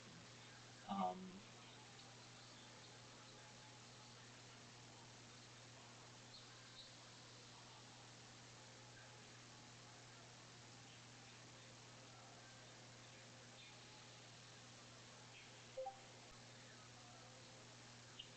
there are mentions of similar occurrences at different UK Air Force bases. Like basically something happened, and then at least if you put this on YouTube, they're banning accounts. That's what I read. I don't know if it's true, but whenever I see somebody's got an account banned on YouTube, I'm like, oh hey, my people. Um.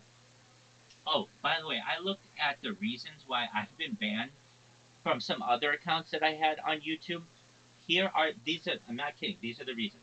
Bullying and harassment, medical misinformation. I had to take this whole medical misinformation test on YouTube to get a copyright strike removed.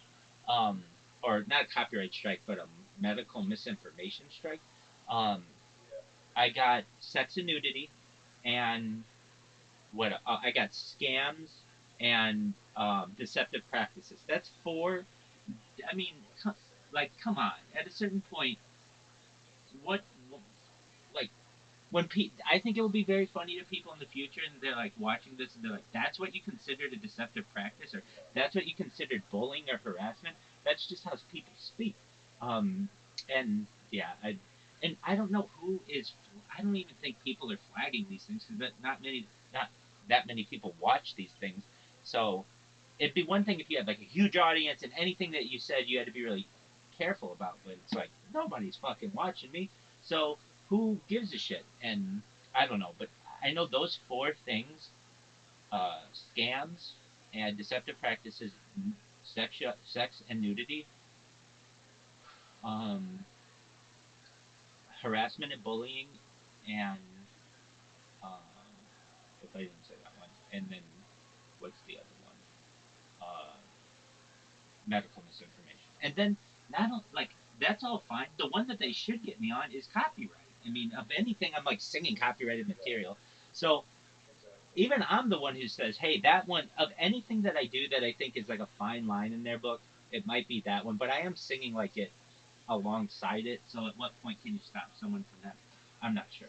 But I just thought, wow, this is really interesting that they're they're saying all that, and then believe it or not, not one of them says um, because I circumvented the policies. The only people to say that are the people on YouTube, and then I just fucking spam the shit out of them. And here's a funny thing too: when you like when I would take a screenshot of the reason why I was banned on YouTube, which is sex and nudity policy, and I would upload that to Twitter, and the fact that it says sex in it means that it gets flagged. It's like, dude, I'm flagging you for just telling the policy of another platform. Like, there's no skin, there's nothing in here. It's just an email, which just tells me these algorithms have gotten out of control, and eventually it's going to come to a head, and somebody's got to come through it like a lightsaber. And um, It's fucking stupid as hell, man, honestly. exactly. And when people are like, "Hey, Rabbi, why did it take you 3 or whatever years to go viral?" It's the platforms and their algorithms. Yeah. Basically, from what I remember this, and it was a thing. Um, Facebook used to hire people before like AI. They would hire people to go through everything that was flagged, and these people would have to go through really gory things and really like terrible things and politically active things, and it would wear on them, and they'd have to go to all kinds of um, they have to go to all kinds of like treatment and like therapy and things. And Facebook Yeah. just decided, you know what, we're gonna get sued, or we are getting sued for like exposing people to this. So we're just gonna have AI do all this stuff. And once you do that, you open up a can of worms if you don't tweak the and you don't ensure you have quality assurance on it. I mean, that's when you have YouTube that has a 75% success rate essentially when they have a copyright claim, and the people have a 25% success rate. It's like that's far too high. It really needs to be smaller. And Yeah. I just think that it's ridiculous to the point where, well, hopefully it gets opened up. I mean, I think I was not expecting the current political climate. I was just not anticipating it, and hopefully something changes because I don't know. I really think it would be interesting to take a look at what is going on at YouTube. They don't have that many people who are monitoring all of this. They have to use AI, and their AI sucks. And Yeah. um, in the United States, I was learning about this as well. The I think it's the like what they should have done, just like they have. Um, I think it's the Commerce Department is the department that has been put in charge of AI, which is like not the right department. I mean, you could have said like, oh, that should have been the transportation department because AI is related to transportation or AI is related to commerce. It really should have been. There should be like a new department for AI. For at least in the United States, I feel it's important enough, and not necessarily for oversight, but for disclosure. I mean, I don't know. I'm someone who thinks that this stuff should be open source, and I'm in agreement with Elon Musk. Like he was on the board of OpenAI, and he said that he left because it's not open, and that's worrisome to me.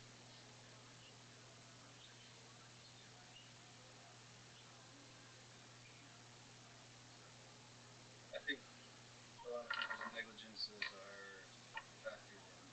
I They agree. don't really care. They want to try to get away with something. I'm in agreement with you. Yeah, definitely. I don't know. I agree with you. They As dark as that sounds, maybe it's just like, hey, if everyone else is getting away with something, I better get away with something too. exactly. If I don't feel like I'm, which is a fucked up way of thinking, but I think that is the prevalent mindset. And so, what can I get away with is usually the first thing people think of. That's They'll 100% find right. something, you know, they'll find 100% something. right.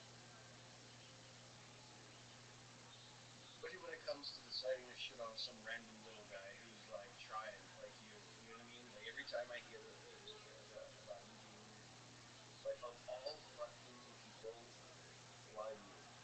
Exactly. And if I just I asked myself, well, it makes sense why no one has been able to really go viral for live streaming their life.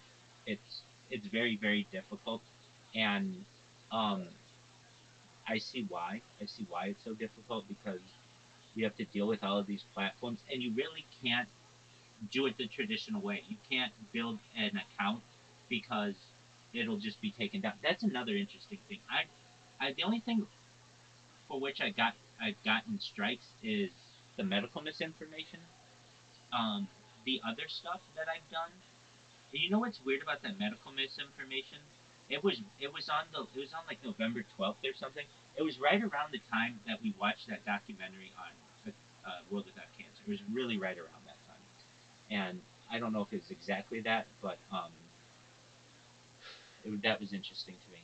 I think that we're well, I've got a way around that though. I mean it's not a great way, but when I say type Rabbi Rothschild and YouTube filtered by live, and you see I've got 10 different streams. That's a thing. That's like anybody can have 50,000 followers on YouTube or whatever.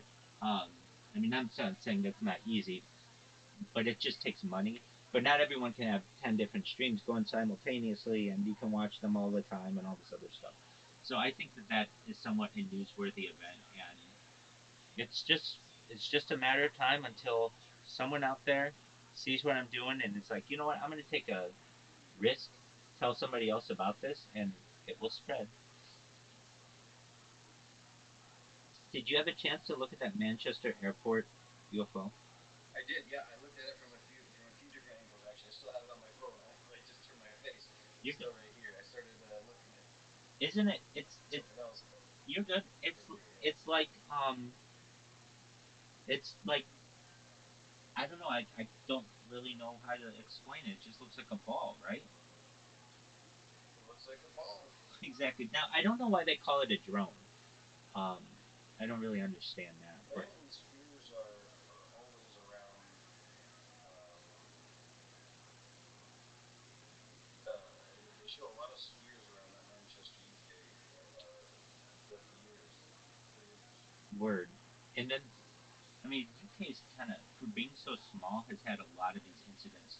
The one that sticks out to me is the Rendlesham Forest incident. Rendlesham Forest. Yeah, Yeah, Rendlesham Forest in the is a 80s. U.S. airbase. Oh yeah, UK exactly. territory. But So it's in the United Kingdom, right? nothing makes it was in the United Kingdom, but it happened in the Rendlesham Forest, adjacent, basically between UK. Um, um, it was like between the UK base and a US base, right? So it was actually US armed armed forces that were the two that encountered it, right? And so that's the other reason why they're able to obscure a lot of these details because it's like, oh, I want to go back. I want to find out about Rendlesham. It's like, well, we need to have like a bunch of bureaucrats decide if this sentence here infringes on any U.S. military knowledge that you shouldn't have versus UK military that you shouldn't have. And then, well, you're just not going to get the paper for that too fucking long. Like, thanks for requesting. You know what I mean? Right. Like, it helps them obscure it more when they have these joint reports. So anything America's involved in, like we're the only nation that has military bases in other countries. Yeah. Hey, Like here's a great question. How many military bases do the United States have? more than states, baby. More than counties. That's well, I don't know if it's more than counties. It's definitely more than states, though. But how many is it? I don't know. Including That's ones that's it. outside. Wait, and that's an honest I don't know. answer, and that's really the correct answer. The answer is it's unacknowledged. Isn't that fucking Exactly. interesting? Like I can show you a map of United States bases, U.S. bases around the world, and they will like the the Department of Defense will not show you. They will not tell you exactly how many it is. But if you've ever seen it on a map, like on a map, they're everywhere. They're absolutely they're in like every fucking country, um, and but yet it's not like they say, "Oh, we have 155." No, they will not acknowledge that. And um, let me see what ChatGPT says on this issue. Well, and the reason why is because then they'd have to like potentially talk about, well, Area 51 15 years ago was a taboo subject and they wouldn't acknowledge it even existed. Okay. How many exact United States military bases are there? The exact number of U.S. military bases can vary depending on how one defines a military base and whether overseas facilities are included. So they say within the United States there are roughly 400 to 500 military installations. Overseas, the U.S. maintains a significant amount of bases abroad, with estimates ranging from 600 to 800. That is a lot in 70 countries. But the total number of bases, including both domestic and international, is 800 to 1,000, and that can change due to shifting military priorities, which is absolutely ridiculous. And I'm really surprised that I'm not surprised. It's just par for the course for the for what we have. This general is Ptolemy. When Alexander's empire had broken up, Ptolemy, this general, had seized control of Egypt, made it his kingdom. And she, 10 generations later, is a descendant of this Macedonian general. So Egypt had been ruled by, in essence, foreigners, these Macedonian dynasty of kings, and often they literally were ruled by the same dynasty because they had a habit of marrying brothers to sisters. And Cleopatra was, in fact, originally married to her younger brother. Um, but despite that, she seems to have intensely identified with Egypt. In fact, she seems to have been the first one of all these Ptolemy kings who actually bothered to learn to speak Egyptian. So she seems to really have cared about Egypt as well. And she was clearly very smart, very clever. And so she's living at a time during the late Republic when Rome is having all these civil wars, and Egypt is really the last big independent kingdom left around the shores of the Mediterranean. Everything else has been conquered by Rome. So she is in this very precarious position where clearly she wants to maintain Egyptian independence, but Rome is this juggernaut that's rolling over everything. And she ends up meeting Julius Caesar when Caesar comes to Egypt chasing Pompey, his great rival. After he defeats Pompey, Pompey runs to Egypt thinking he'll find sanctuary there, and the Egyptians kill him and chop off his head. And when Caesar lands, they hand it to him and say, "Here, have a present." And she, of course, famously ends up having a love affair with Caesar. Was that a genuine love, or was she just sort of, using this as a way to try and keep Egypt independent, to give it some status? We don't know. After she does have several kids with Caesar. After Caesar's assassinated and the Roman world is having another civil war between Octavian and Mark Antony is basing himself in the east. He meets Cleopatra, and he has a big love affair with her. And this one seems pretty genuine.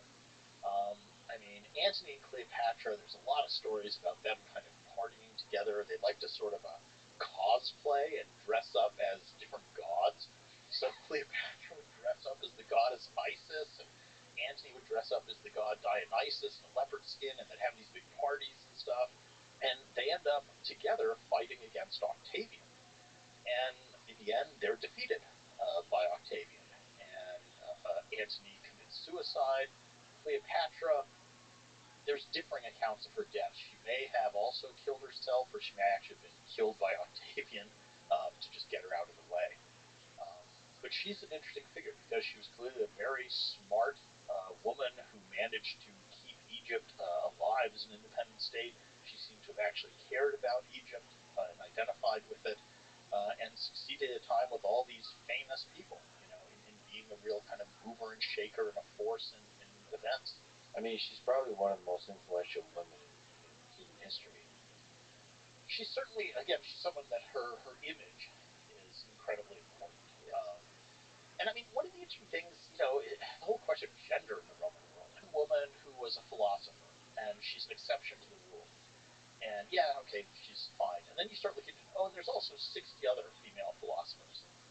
Well, is that so much an exception anymore? Or, Cleopatra is the one queen, she's this strong queen. And then you look, well, there was this other queen here, there was this queen here, there was this queen here who led armies, and here's another one who led armies. And again, it's like, well, are they exceptions to the rule, or is just the history that was written, which was written by men, a little bit selective in how it portrays them? Because the sources are all these male elites who have very definite ideas about women. The conventional notion has always been that, business in the Roman Empire was a male field. Well, but then there's this woman, Eumachia in Pompeii, who actually had the largest building in Pompeii right on the Forum named after her with a giant statue of her, and she was a patron to a bunch of the most important guilds in Pompeii. Okay, she's the exception to the rule. Oh, but then there's these other 4 women we have from Pompeii who also were patrons of guilds. And then there's this woman, Claudia Magna, in this other place, and she was the most important patron in the town and put up all these statues. So at some point, when you start to say, well, maybe women did play more of a role, but they just haven't been recorded in the sources in the way that maybe they deserve to be. Yeah, that's a fascinating question. Is it the bias of society, or is it the bias of the historian? Yeah. The bias of the society that the historian is writing about, or the bias of the actual historian? And the bias of the historians who have written history up to this point. I was just writing a lecture which was about this woman, Musa, who is a crazy story, and she ties into Augustus, actually.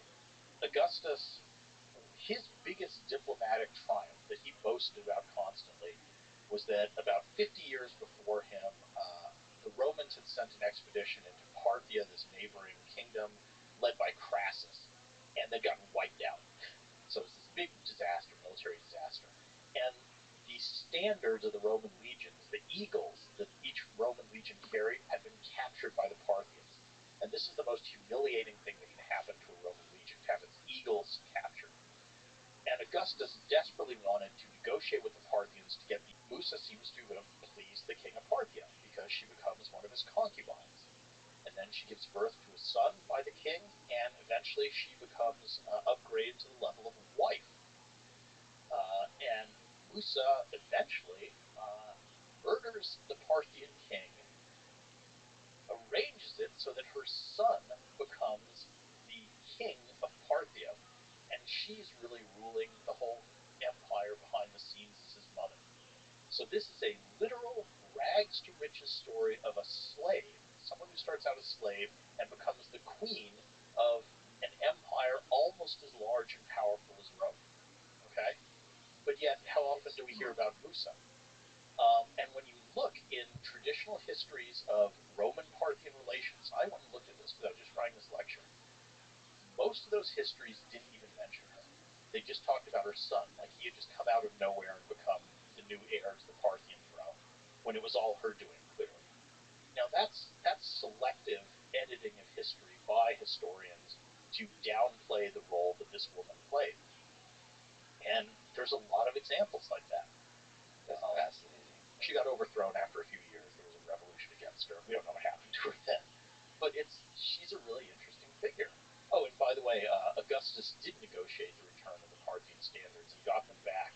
And he was so proud of this that this is what he constantly boasted about. And the most famous statue of Augustus, the Augustus from Prima Porta, which is in the Vatican today, he's wearing a breastplate, and on the breastplate, right in the middle of his stomach, is a Parthian handing over a golden eagle legionary standard to a Roman. So this is what Augustus thought of as his greatest achievement. And that embassy that arranged that was the one that sent Musa to Parthia.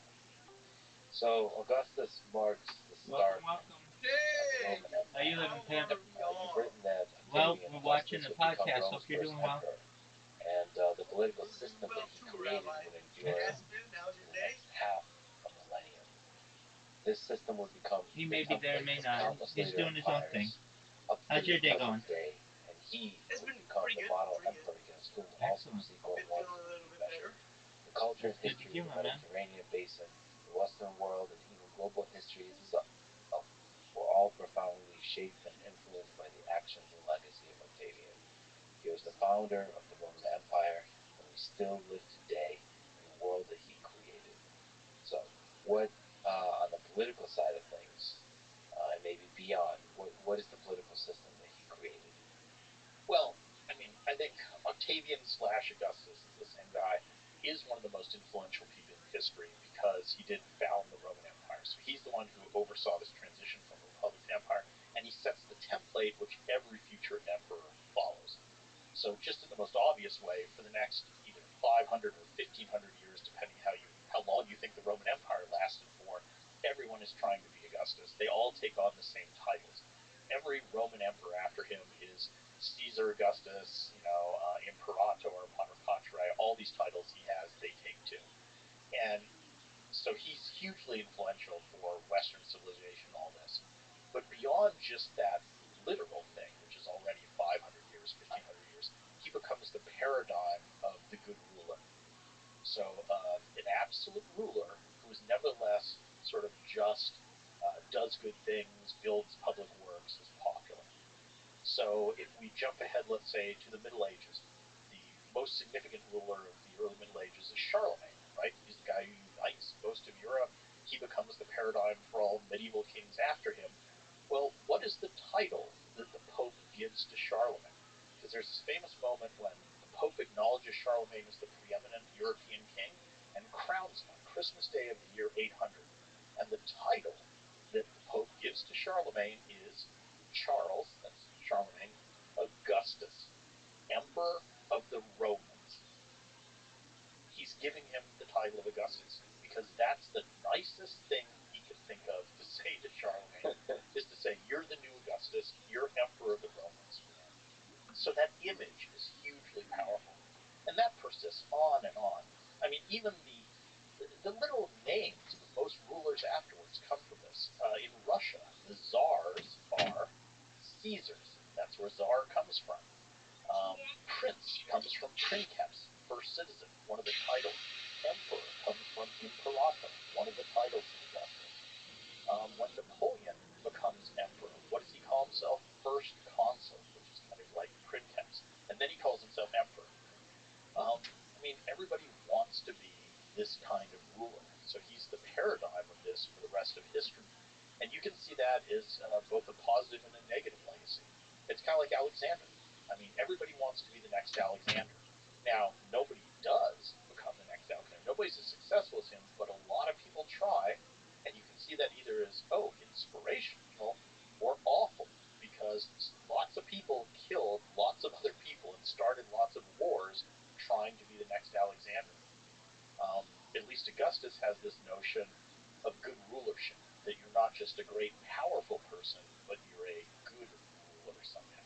Can you speak to the kind of political system he created? So, how did he consolidate power? As you spoke to a bit already. And what role did the Senate now play? How were the laws? Who was the executive? How was power allocated? Yeah, so once the empire begins, let's say 27 BC, so in 31 BC, Octavian defeats Antony at the Battle of Actium. So that's kind of the moment he becomes the sole ruler. And then in 27 BC, a couple years later, he settles the Roman Republic, as how it's referred to, which basically sets up his system. And in this system, on the surface, it all looks the same. You still have a Senate. Each year, there's elections. All the Roman citizens vote. They elect magistrates who notionally are in charge of Rome. But, as I mentioned, off to the side, you now have this figure of Augustus who sort of controls everything behind the scenes. And that continues. So this political system he establishes continues. And in reality, I would say Augustus at that point is again a king. It really is one man controlling the state, even if notionally it's still continuing as a republic. They are electing magistrates, but the magistrates only do what the emperor tells them, right? But it's this sort of formal versus informal power. The formal structure is a republic. The way things really work informally is it's a monarchy. Now, if you asked Augustus, what did he do? Did you become a king? He said, and he says this explicitly, no. What I did is I refounded the Roman Republic. That's how he phrases it. Yeah, this guy's good at framing. He's so good at propaganda. I'll give you one more example that I love. Augustus actually writes his own autobiography. which is very rare and survives. So here we have the autobiography of one of the pivotal figures in history. And if you had conquered the world, let's say, starting at the age of 18, what would you call your autobiography? You said, like, how I conquered the world, right? Augustus calls his the Res Gestae, which the best sort of literal translation is stuff I did. I mean, it's the most modest title for someone who could have given the most grandiose title. And the first line of it is, at the age of 18, when the liberty of the Republic was oppressed by a faction, I defended it. Now, the way I might phrase that sentence is, at the age of 18, I fought a civil war against another Roman and conquered the Roman state. But no, he defended the liberty of the Republic when it was oppressed by the tyranny of a faction. That's propaganda. And it works. It is propaganda, but is there a degree to which he also lived it? That kind of humility, establishing that humility is the standard of the way government operates. So it's not like a literal direct balance of power, but it's sort of a cultural balance of power, where the emperor is not supposed to be a bully and a dictator. I would really like to know what Romans of his time thought.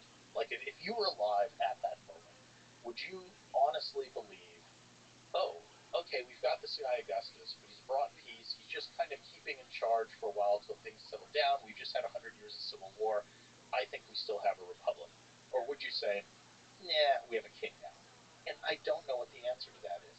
I will tell you that it takes 200 years before we have the first Roman source that bluntly calls Augustus a king.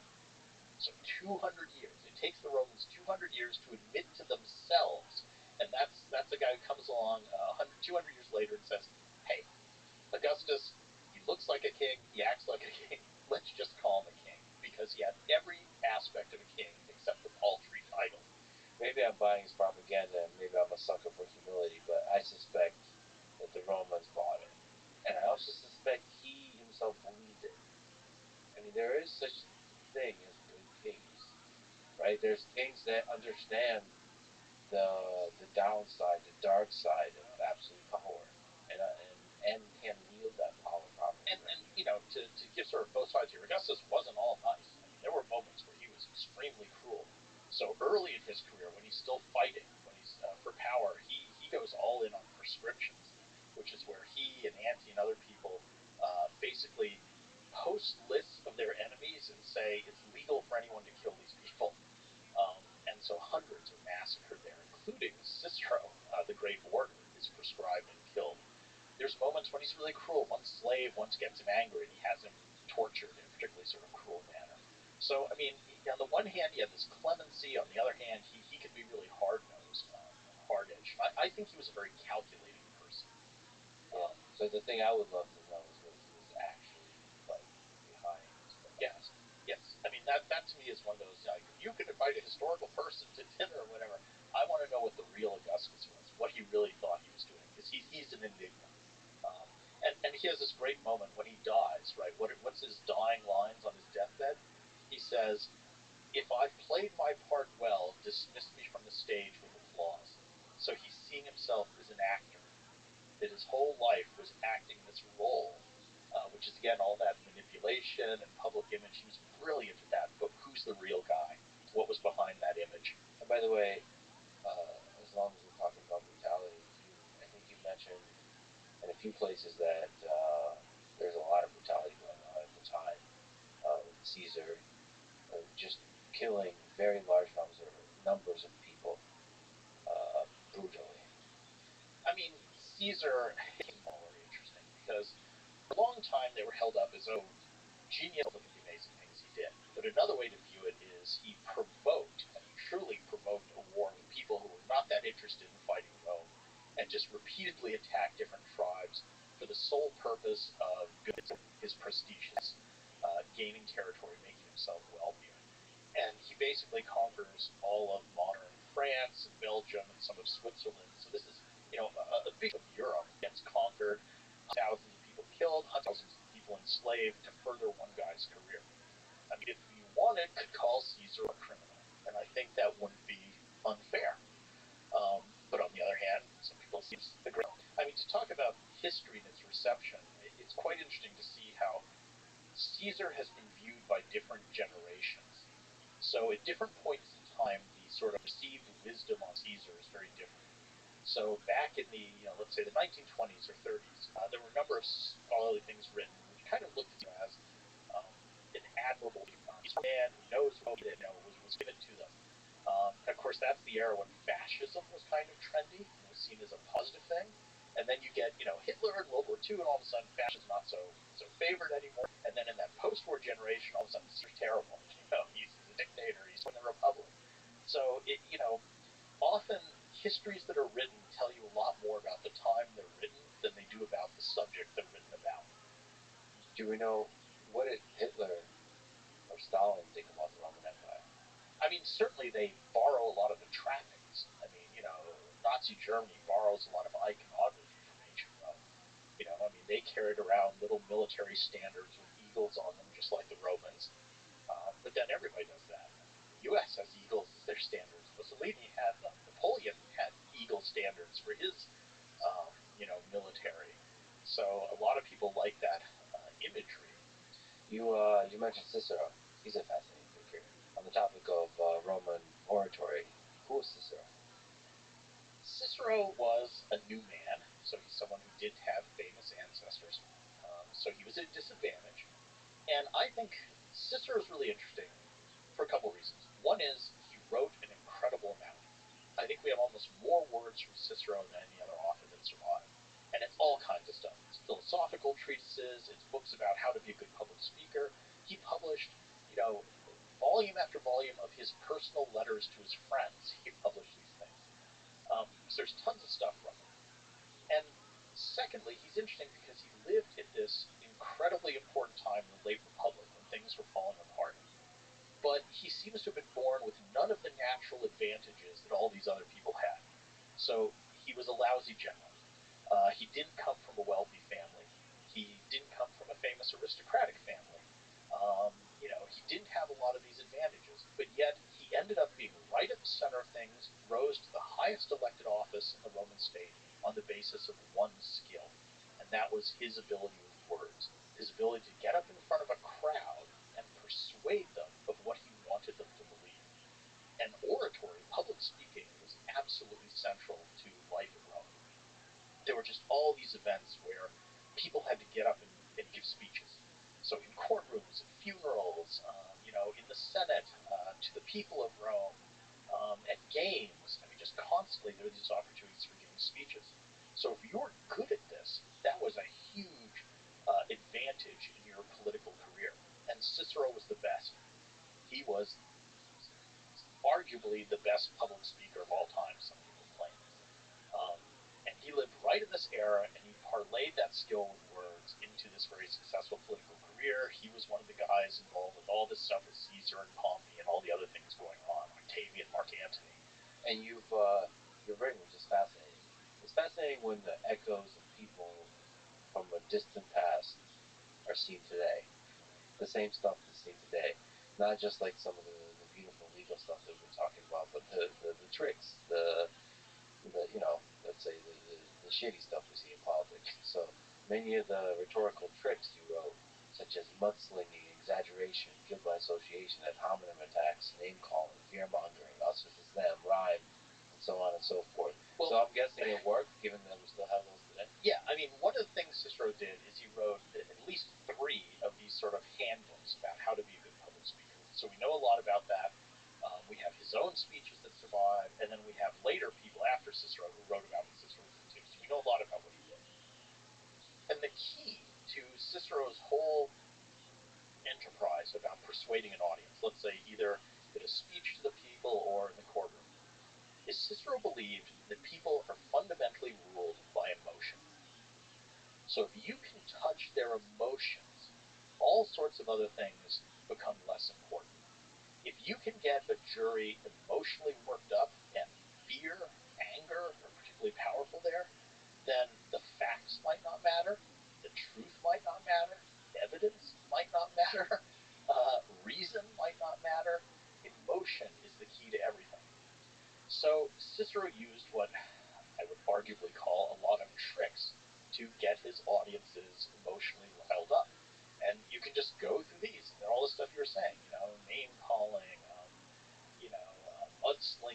us versus them arguments, ad hominem attacks.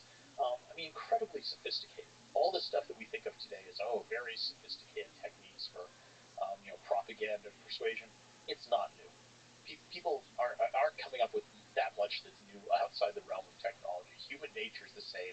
Cicero understood human psychology. He knew how to play on people. He knew how to play on their emotions. And he would do just, I don't want to say hilarious, but they're sort of depressingly hilarious things. Like, he thought it's important to use props. So he said, people are visual. They will respond emotionally to visual things in a way that just words alone won't work. So he says, an orator is just like an actor. And like an actor, he has to prepare his stage and use props and things as, visual cues to stir up the audience. So, for example, once he was defending a man in a court case who just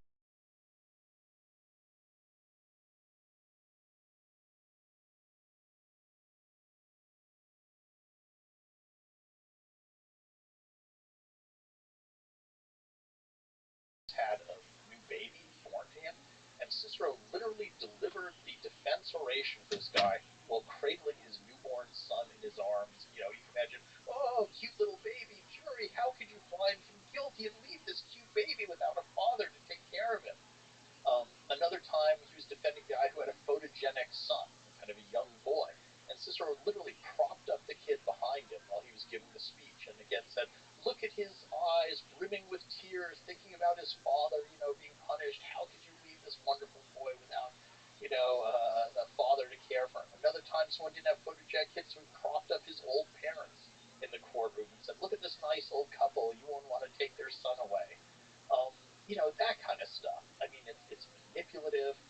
Cicero, by the way, I should say, also had philosophical beliefs about defending the Republic and such, but he wasn't above using these things. So even though he may have had altruistic or high notions of, what he was doing, he also wasn't above using these kind of rhetorical tricks. And also, you mentioned to me that you studied the gestures they used.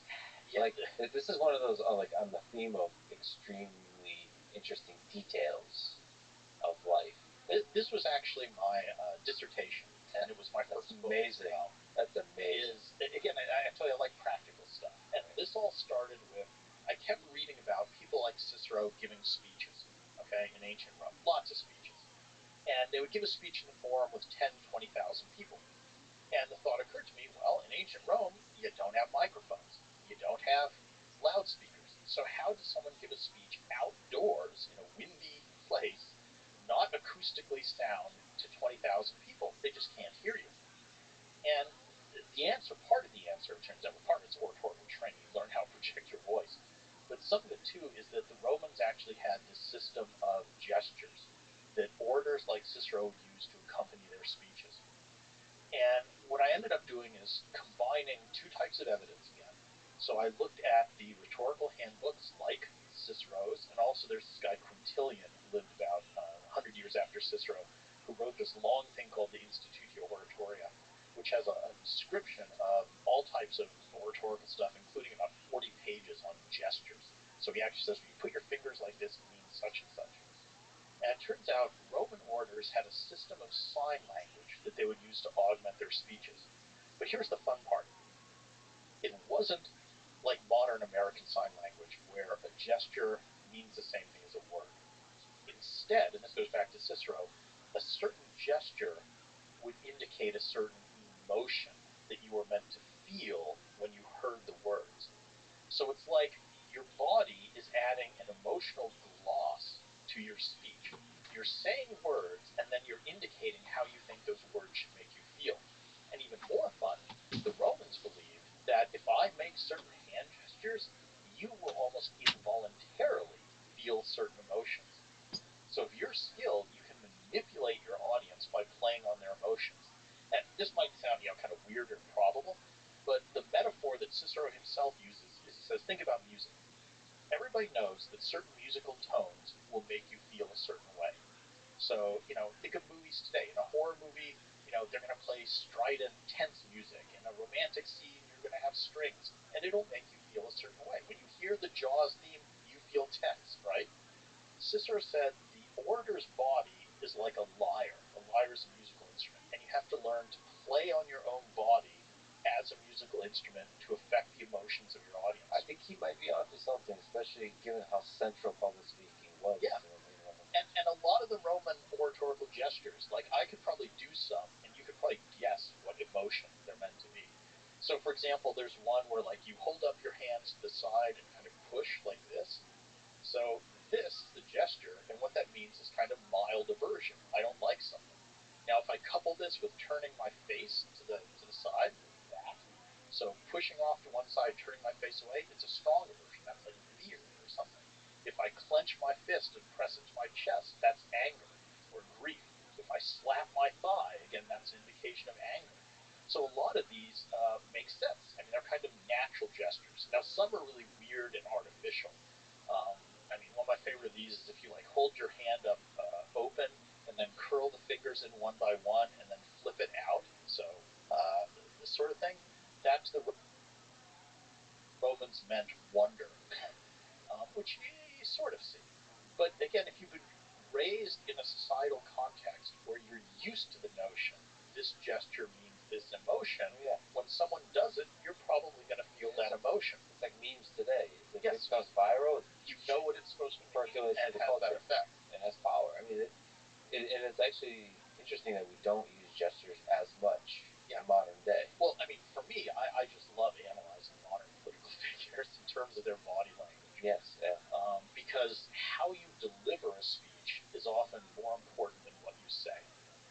In fact, in the ancient world, the most famous Greek orator was a guy named Demosthenes. And once a guy came up to Demosthenes and said, Demosthenes, tell me, what are the three most important things in giving a speech? And Demosthenes said, well, they are delivery, delivery, and delivery. That even the most brilliant speech, if accompanied by a boring delivery, is going to be less effective than a terrible speech given in an engaging and exciting or funny way. Speaking of modern day gestures, what do you think of Donald Trump, who has these very unique kind of gestures? I think there's, I don't know the degree to it's true, but he kind of uses these handshakes when he pulls people in, that kind of stuff. What do you make of that? I mean, Trump gesticulates a lot, but it's a fairly narrow set of gestures. I mean, if you watch him for a bit, he kind of has the same small set of gestures. And they're not, I want to say they're not natural in that they're not kind of illustrating what he's saying. It's more just punctuation points. I think of his as more kind of these punctuation points for just going along with what he's saying. There are speakers who truly can use their hands and arms and faces creatively, and you watch them and it's really enhancing the speech. I mean, just historically, Martin Luther King, he's famous for a lot of good speeches content. He was a good gesticulator too. He knew how to use his body. On the other hand, Adolf Hitler was a phenomenal gesticulator. If you watch some of his speeches, you can just like turn off the sound and watch them. He's doing all kinds of stuff, and he's really emphasizing his points in a very creative way. And this is what's fascinating about oratory and public speaking is this two-edged sword. You can use these techniques for good, or you can absolutely use them for evil. You know? Yeah. So the very same techniques in the hands of, MLK, you say this is wonderful, this is fantastic. In the hands of Hitler, you say this is awful. Like he's persuading a nation to commit atrocities. I encourage people to watch the speeches of Hitler. The oratory skill there. Yeah. To be able to channel the resentment and the frustration of a people and control it and direct it in any direction he wants. Yes. Through speaking alone. Yeah, it's the visual embodiment of the words where he's talking about, Weimar Germany being taken advantage of supposedly and all this stuff. You're right, he's channeling the resentment of the people and using that to his personal advantage and for cynical, evil, really, purposes. But oratory's like that, it's the question I always end up asking my students is, after studying Cicero and all these techniques, I say, okay, this is great oratory, but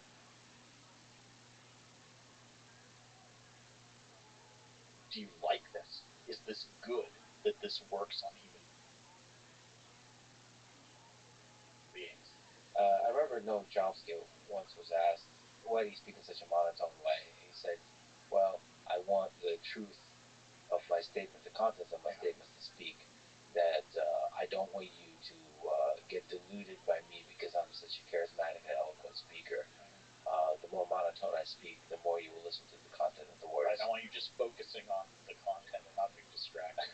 I'll tell you also with Cicero, one of the things that he and other people who write about Roman oratory do is to say, and you can do this stuff badly, in which case it backfires horribly. So you can have people who attempt to gesticulate. Again, modern politicians, you'll see this sometime where they feel like, I'm supposed to be making hand gestures, and they're terrible at it, and it undercuts it. And Cicero in Quintilian gives some very amusing examples from ancient Rome. So like he says, there's this one guy who, when he spoke, looked like he was trying to swat away flies, because there were just these awkward gestures.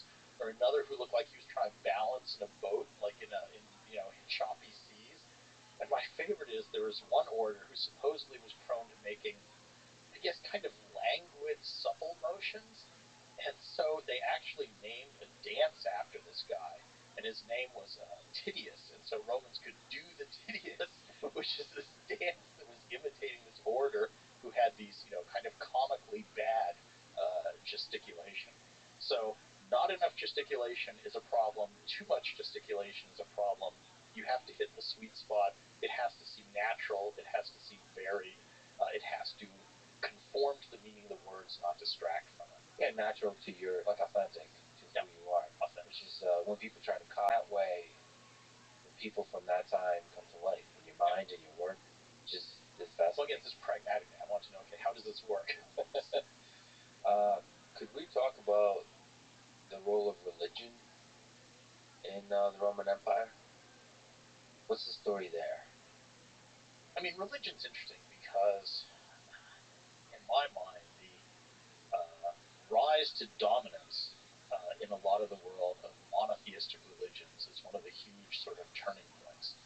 Because it's just such a different mentality. I mean, it's very, very different where you say, there's one God and it's my God, versus, okay, I believe in this God, but there's an infinite number of legitimate gods. And nowadays, particularly in the West, we tend to view the monotheistic perspective as the norm. But for more than half of human history, it was not. It used to be the notion in a lot of Roman history up until about 300 AD. The idea was, well, there's just a ton of gods floating around, and maybe you worship that one, and I worship these two that I like, and the guy across the street worships the oak tree in his backyard, and it's all good. They're all legitimate things, versus, oh, no. Now there's one God, and only one God is the correct answer. And as soon as you do that, religion becomes foregrounded in your decision-making much more. I mean, the Romans had religion, but it wasn't really driving anything, if you know what I mean. It was auxiliary to things rather than a central force. So for a lot of Roman history, you had a standard kind of, I guess, pagan polytheism, where there's a bunch of gods. There's certain gods who are associated with the Roman state, and there would be prayers said to those gods on behalf of the Roman state, but it wasn't really, you weren't trying to execute the will of Zeus or something, or Jupiter, or Mars, or anybody else. And in your private life, it was the same thing. You might ask certain gods for help, but it wasn't as much of a dominant thing in your own existence.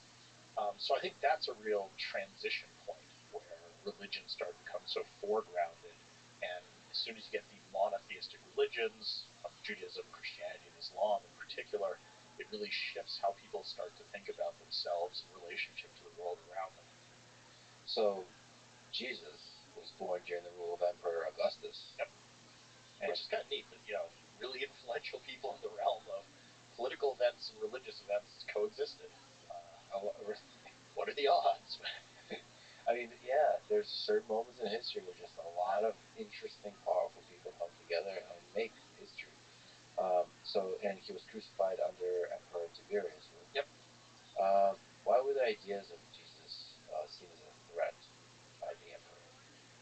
The thing that causes conflicts between the Romans and Christians is a little bit strange. It's all with this, where the Romans had a tradition of, on the emperor's birthday, sort of saying a prayer, basically wishing him good luck. Okay, but technically it's in the form of sacrificing to that part of the emperor that might become divine after his death. So to the Romans, this is the equivalent of a patriotism act, saying, the Pledge of Allegiance or something to the country. But of course, to Christians, this is worshiping another god. And I think there's almost a failure of communication here.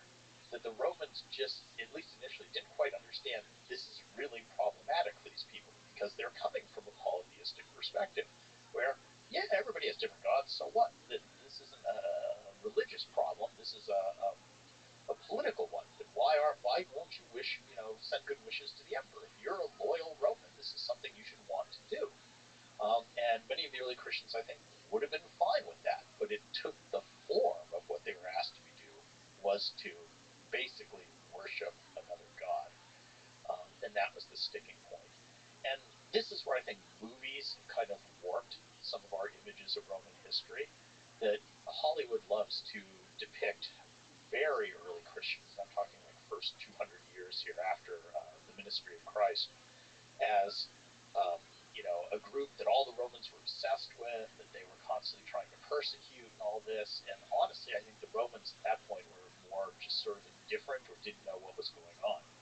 And if you look at some of the primary sources at that time, I mean, there's this very famous letter by a guy named Pliny, who was a Roman governor of a province in the east, and he has the habit of writing letters to the Roman emperor at the time, who was Trajan, every time he had a problem with being governor. And so this is great. This is the two highest governmental officials in the Roman world sort of hammering out policy between them, right? The emperor and one of his governors. And so this is about 100 years, 100 AD about. And Pliny says, hey, emperor, I had this issue. I had these people come before me called Christians. I don't quite know what to do with them. What should my policy be? And here's what I know about them. And what he knows is almost nothing. I mean, it's this almost comic, like garbling. And, they have this weird thing where they get together on some day of the week and they sort of swear oaths to one another not to do bad stuff, which is, of course, his garbled understanding of the Ten Commandments, and then they have breakfast together and they eat food, and this is communion, but he doesn't get that that's what's going on. And so he's really ignorant. But I think that the broader point is, okay, this is one of the best educated, best traveled Romans who has the most experience in the empire, has been all over the empire, and what does he know about Christianity? Basically nothing. So if one of the best educated, most widely traveled guys really doesn't know much about them, that kind of suggests that not many people did at this point in time. At this time was a fringe movement. Very fringe. I mean, it was one of hundreds of little mystery religions the Romans sort of thought of as. And these are religions that have some sort of revealed knowledge and appeal, make more personal appeals to people. Now, stepping back from this in a broad way, I think you can say that Christianity really was different in some ways. It had some things that maybe the Romans should rightfully view as a threat. I mean, the Romans are people very focused on this world, right? Citizenship, what you do. Christianity, in essence, has a focus on the next world. So this world isn't as important as what you're setting yourself up for. And even worse, from a Roman perspective, I'm kind of saying, okay, if I were a Roman, Romans are all about making distinctions between people. Citizen, non-citizen. Man, woman, free, slave. Christianity comes along and says, in God's eyes, you're all equal. Now, that's a pretty problematic idea if you're deeply invested in Roman hierarchy. And I think it is no surprise that among the earliest converts to Christianity are women and slaves, and in particular, female slaves. Now, who are they? They're the people at the rock bottom of the Roman hierarchy of status, right? Which the Romans are obsessed with status. But here's a religion that says that doesn't matter. And in that same letter to Pliny, Pliny says, okay, in this group of Christians I've heard about, their leaders are two female slaves they call deaconesses. Now, this is really early. This is before the church exists, right? There's no church structure yet. And who is leading the local congregation of Christians? Two slave women. So that's an interesting moment, and that's not necessarily the image we get of early Christianity, but you can see how, for people in this social structure, that would be very appealing to them. And in some ways, yeah, it is sort of a threat to the Roman system because they're challenging it. Now, the irony is, of course, 300 years after the life of Christ, the emperor converts to Christianity, and another 100 years later, under Theodosius, it becomes the official religion of the Roman Empire. So all of a sudden you have this flip-flop where now the state itself is not just converted to Christianity, but actively promoting it, and now persecuting pagans. And the reason the emperors do that is one of the biggest problems for emperors at that point in time is legitimacy. That there's tons of civil wars where you have lots of different people saying, I'm emperor. So lots of generals declaring themselves emperor.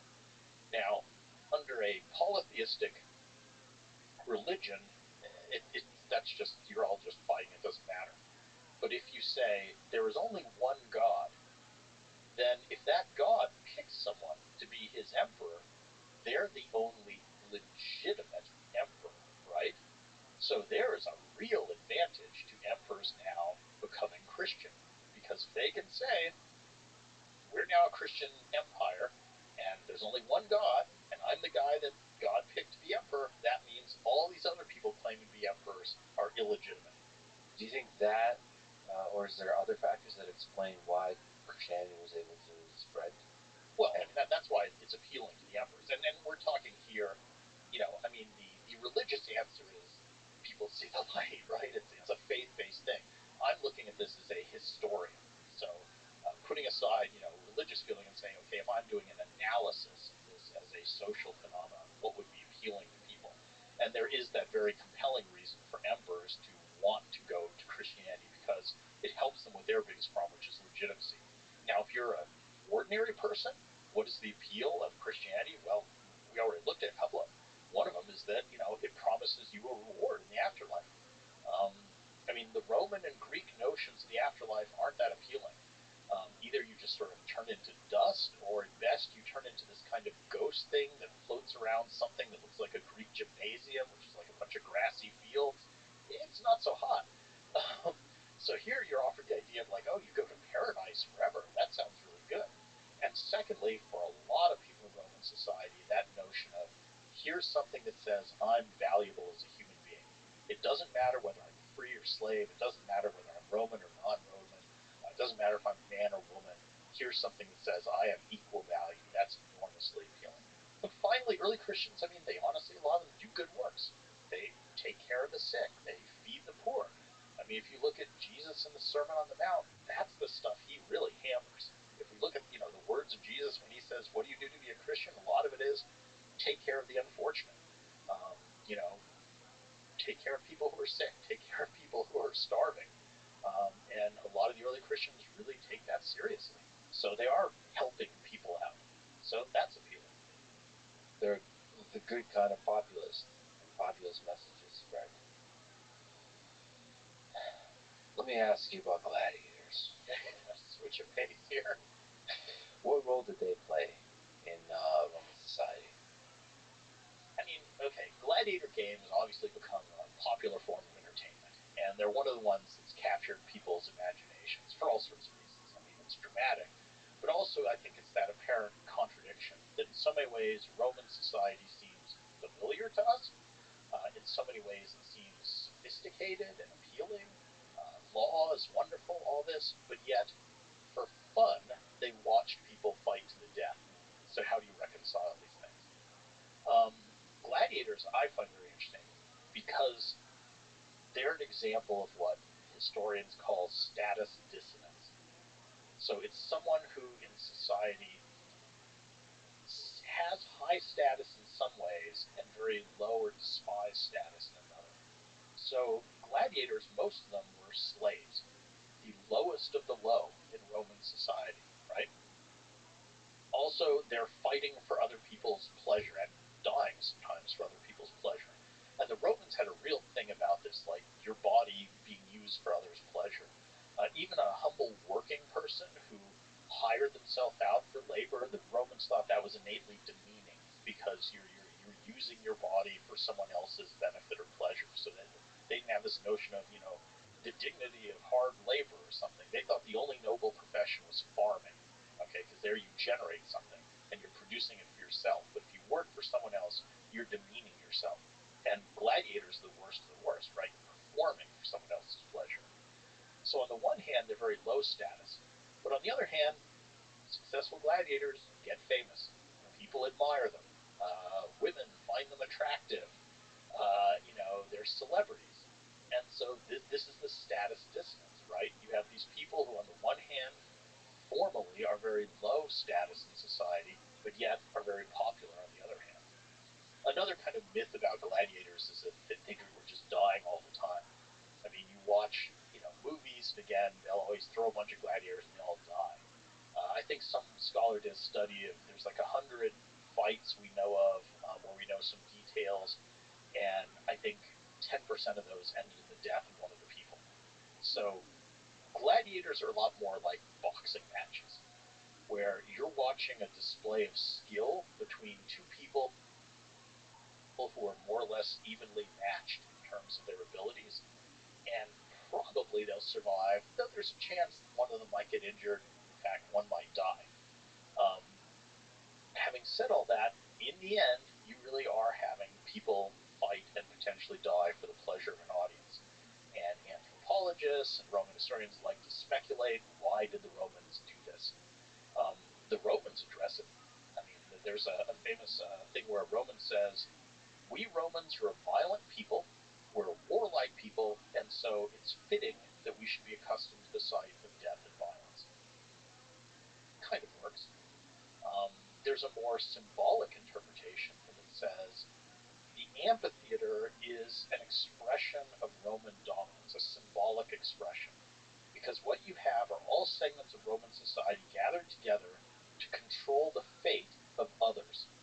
So you have foreigners, you have wild animals, you have criminals, you have other people. And we are symbolically asserting our dominance over those groups by determining, do you live or do you die? And that kind of works too. And the cynical one is, humans like violence. I mean, when people watch a hockey game, what gets them most excited? The fight. When people watch car racing, there's a crash. What's going to be shown on the news? It's the crash. So there's something dark in human nature sometimes that likes violence, and maybe the Romans are just being more honest about it than we are. I think Dan Carlin has a really great episode called Painfotainment. And I think in that episode he suggests the hypothetical that if we did something like a gladiator games today to the death, that like the whole world would tune in. Yeah. Especially if it was anonymous. Right? We have a kind of like thin veil of civility underneath which we probably would still be something deep within us would be attracted to that violence.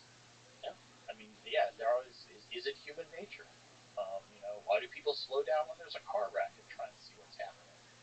On the other hand, to be fair, I mean, there were Romans at the time who morally objected to them and said this is, morally degenerate to take pleasure in this, and that's wrong. So I think in all eras you have a diversity of opinions. There's no you are highly trained professionals.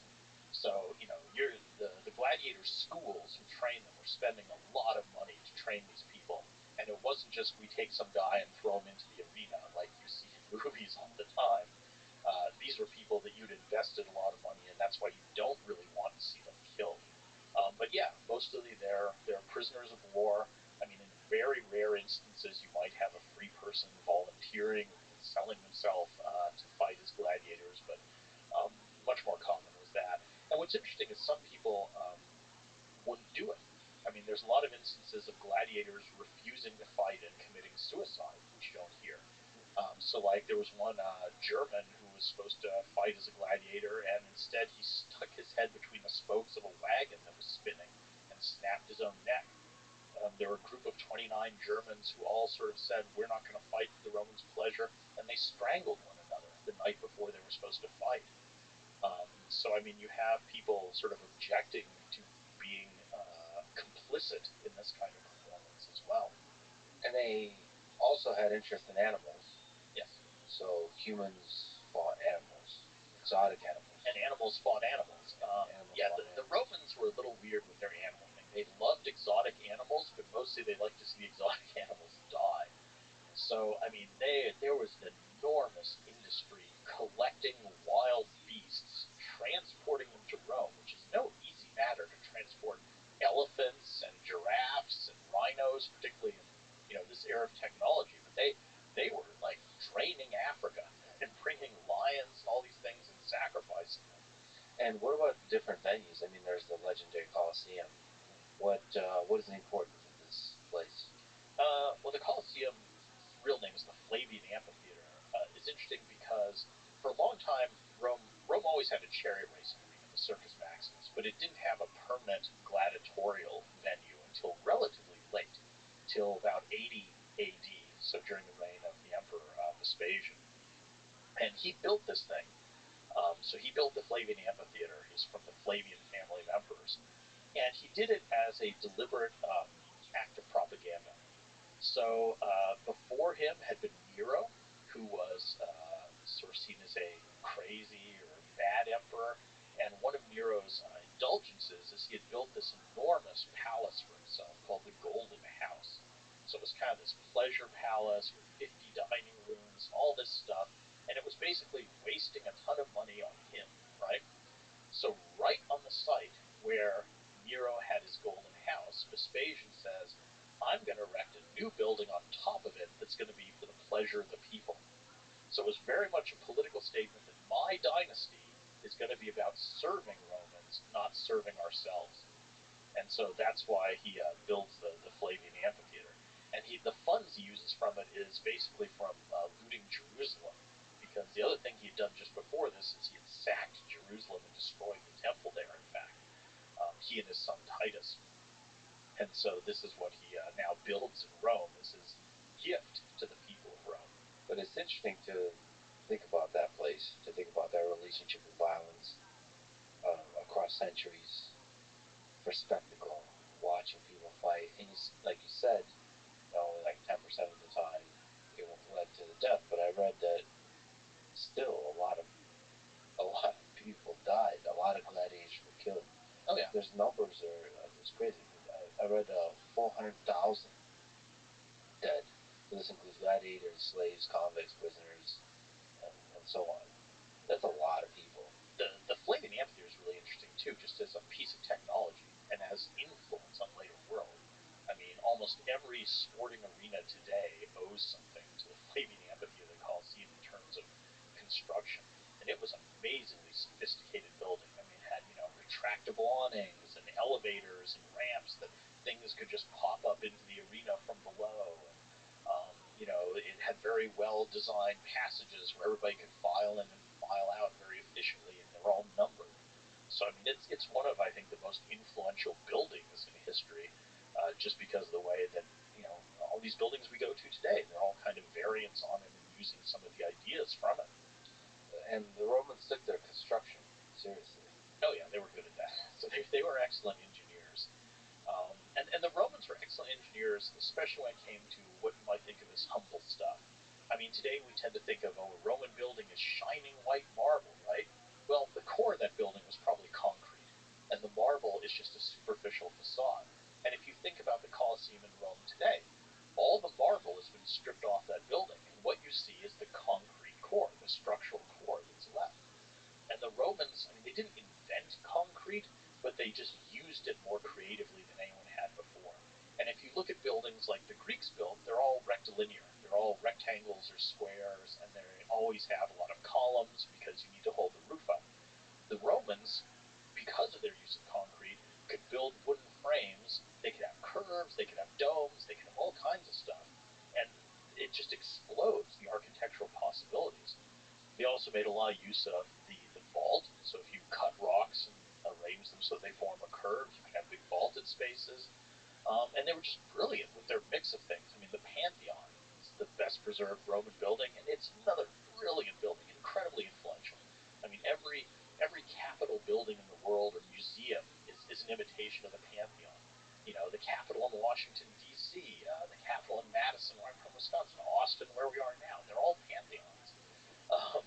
It's a big dome with a triangular pediment and some columns on the front. because the way it's constructed is, the concrete at the bottom of the dome is both thicker and has a denser formulation.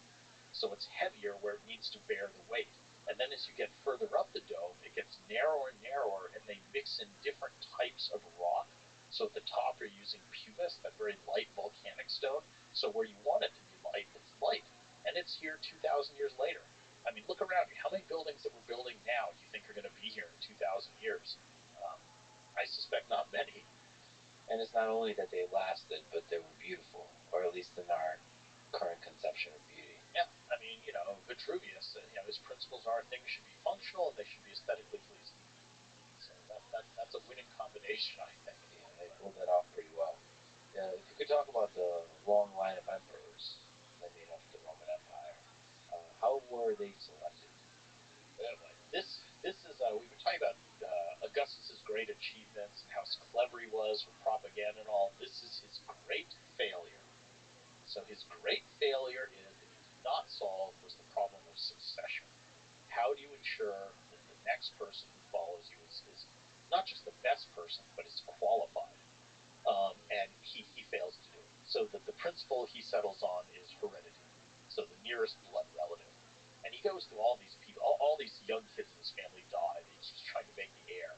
And he ends up making his heir Tiberius, who he never liked. It was his stepson. He didn't like him.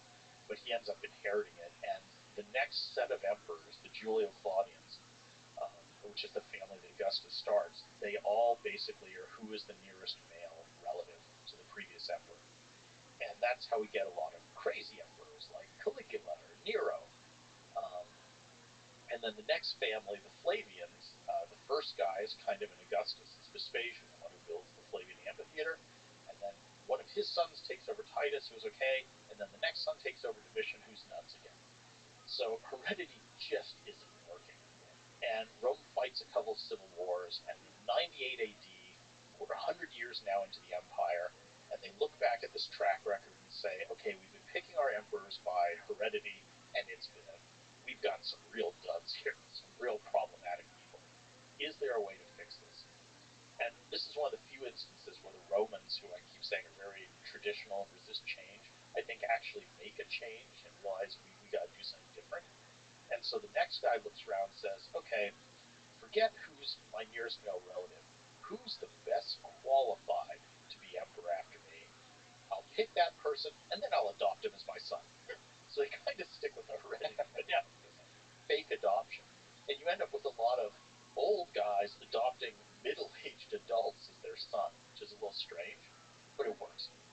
And so for the next 80 years, you have only 5 emperors, and they're often called the 5 good emperors. They're not related necessarily by blood. They sort of pick the best qualified guy, and they're all sound, competent, good emperors. And the 2nd century AD, from Nerva to Marcus Aurelius, is often regarded as the high point of the Roman Empire. And a lot of that comes from you have political stability. You have a succession of decent guys being emperor, who rule relatively wisely, promote good policies. There's other things working to Rome's advantage, but that's good. And then where it falls apart is where the last guy, Marcus Aurelius, looks around and says, who's the best qualified guy to succeed me? What a coincidence. It's my own dear son, who turns out to be a psycho. And then it all goes downhill. And some people place the collapse of the Roman Empire at the end of Marcus Aurelius. Yep. Yeah, so 180 AD is one common date for an early date for the end of the Roman Empire, because from then on it's a mixed bag of good and bad emperors. At the very least, this period is when the Roman Empire is at its height on all different kinds of perspectives. Certainly geographically, I mean, at this point stretches from Britain to Mesopotamia, from Egypt up to Germany. Like I said, probably about 50 million people within its boundaries. Within those boundaries, there's relative peace. So I mean, sometimes people talk about the Pax Romana. I mean, the Romans are fighting lots of people, but within the boundaries, you have relative peace. There's relative economic prosperity. I mean, nothing in the ancient world is that prosperous. It's just a different sort of economy. But it's pretty stable. There's no huge disasters happening yet. Some plagues start in Marcus Aurelius' reign. But yeah, this is pretty much seen as the high point of the Roman Empire, and I think it is. I think that there's truth to that. let me ask the ridiculously oversimplified question. But who do you think is the greatest Roman emperor? Or maybe your top Greatest three. emperor. I tell you what, I'll tell you my favorite Roman who wasn't an emperor, and that's Marcus Agrippa, who was Augustus's right-hand man. So Agrippa's this interesting guy who is extremely talented. He's a terrific general. He's a terrific admiral. He's a great builder. He, is kind of like the troubleshooter for Augustus. He's the guy who wins the Battle of Actium for Augustus. So literally, Augustus would not have become the first emperor without Agrippa. When Augustus rebuilds the city of Rome, it's Agrippa that he gives the job to. Agrippa rebuilds the Campus Martius. He builds the first version of the Pantheon. He personally goes through the sewers to clean them out. And he just has this great set of qualities that he's very self-effacing. I think he likes power. He wants real power, but he realizes I don't have that kind of clever politician's ability to be the front guy, so I'll just serve my friend Augustus loyally. They were childhood friends. I'll win the battles for Augustus, and I'll let him take all the credit, but I'll be his number two guy, and that's what I'm good at. And he realizes his limitations. So many people don't. So many people are like, oh, I just want to keep, grabbing for more and more and more when it's not something they're good at. And I think Agrippa says, I'm good to this point, and I'll play that role and more, and that'll give me a lot of power, but I'm not going to press it. And he's just very hardworking. He's modest. He's self-effacing. He's highly competent. I wonder how many people in history that are like the drivers, the COO of the whole operation that we don't really think about or don't talk about enough, to where sort of they're really the mastermind. Or the ones who make something possible. I mean, even this conversation today, you would not have Alexander the Great without his father, Philip II, having built that army and handed it to him on a silver platter. Octavian would never have become emperor without Agrippa. So they play central roles in it. But if I had to pick an emperor, I'd probably pick Augustus, just because of his influence, and because I admire his the thing Agrippa didn't have, his political savvy, his manipulation of image, propaganda, all that I find very fascinating. Though I'm not sure he's a great human being, but he's a really interesting figure. Whether he's good or bad, he was extremely influential on defining just the entirety of human history that followed. And probably one of the most influential humans ever. Nevertheless, if you ask in public who the most famous Roman emperor is, would that be Marcus Aurelius, potentially? I don't know. But he's up there, right? He's real famous because he was a Stoic philosopher and he wrote this book, The Meditations. I mean, it's just interesting. Stoicism had, as a philosophical ideology, had a role to play during that time. I mean, there's the tragic fact that did Nero murder Seneca? Yes. Well, he drove him to suicide, let's say. There's a lot of interesting questions there. But one is like the role, especially when it's hereditary, the role of the mentor, like who advises who with Aristotle, Alexander the Great, like that dance of who influences and guides the person as they gain power is really interesting. Well, I mean, one of the big questions with the Roman emperors, and we've been talking about some of them, is why did so many seem to be either crazy or just kind of sadists? And that's, I don't know if there's a good answer to that. I mean, people have theories, Caligula got a brain fever and changed after that or something. But I think there's a lot of maybe truth in the notion that the ones who seem to go craziest quite often are the ones who become emperor at a young age. And there is something about that old cliche that absolute power corrupts absolutely, especially if your own personality isn't really fully formed yet. You know what I'm saying?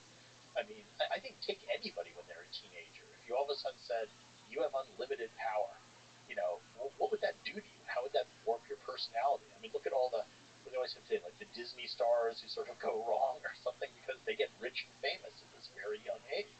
Yeah, fame, power, and even money.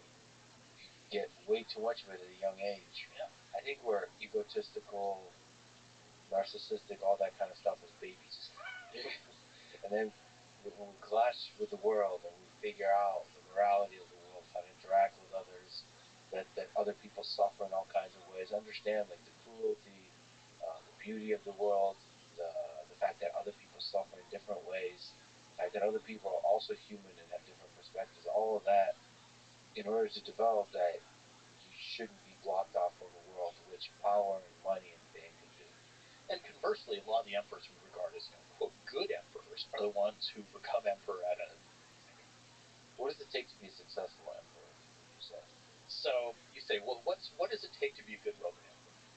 If you were going to draw up a job description, seeking Roman emperor, what are the qualities and qualifications you would put on it? Obviously, you would put, responsible, good understanding of military, economics, whatever, ability to delegate. But just to be fun, let's consider how much does it matter whether the emperor is good or bad. Because in the ancient world, what does it affect, really, if you're, say, a peasant in Spain, if the emperor is crazy Nero or good Vespasian? I mean, how does that affect your day-to-day life? How does it affect you if you're a peasant in Italy, which is the average inhabitant?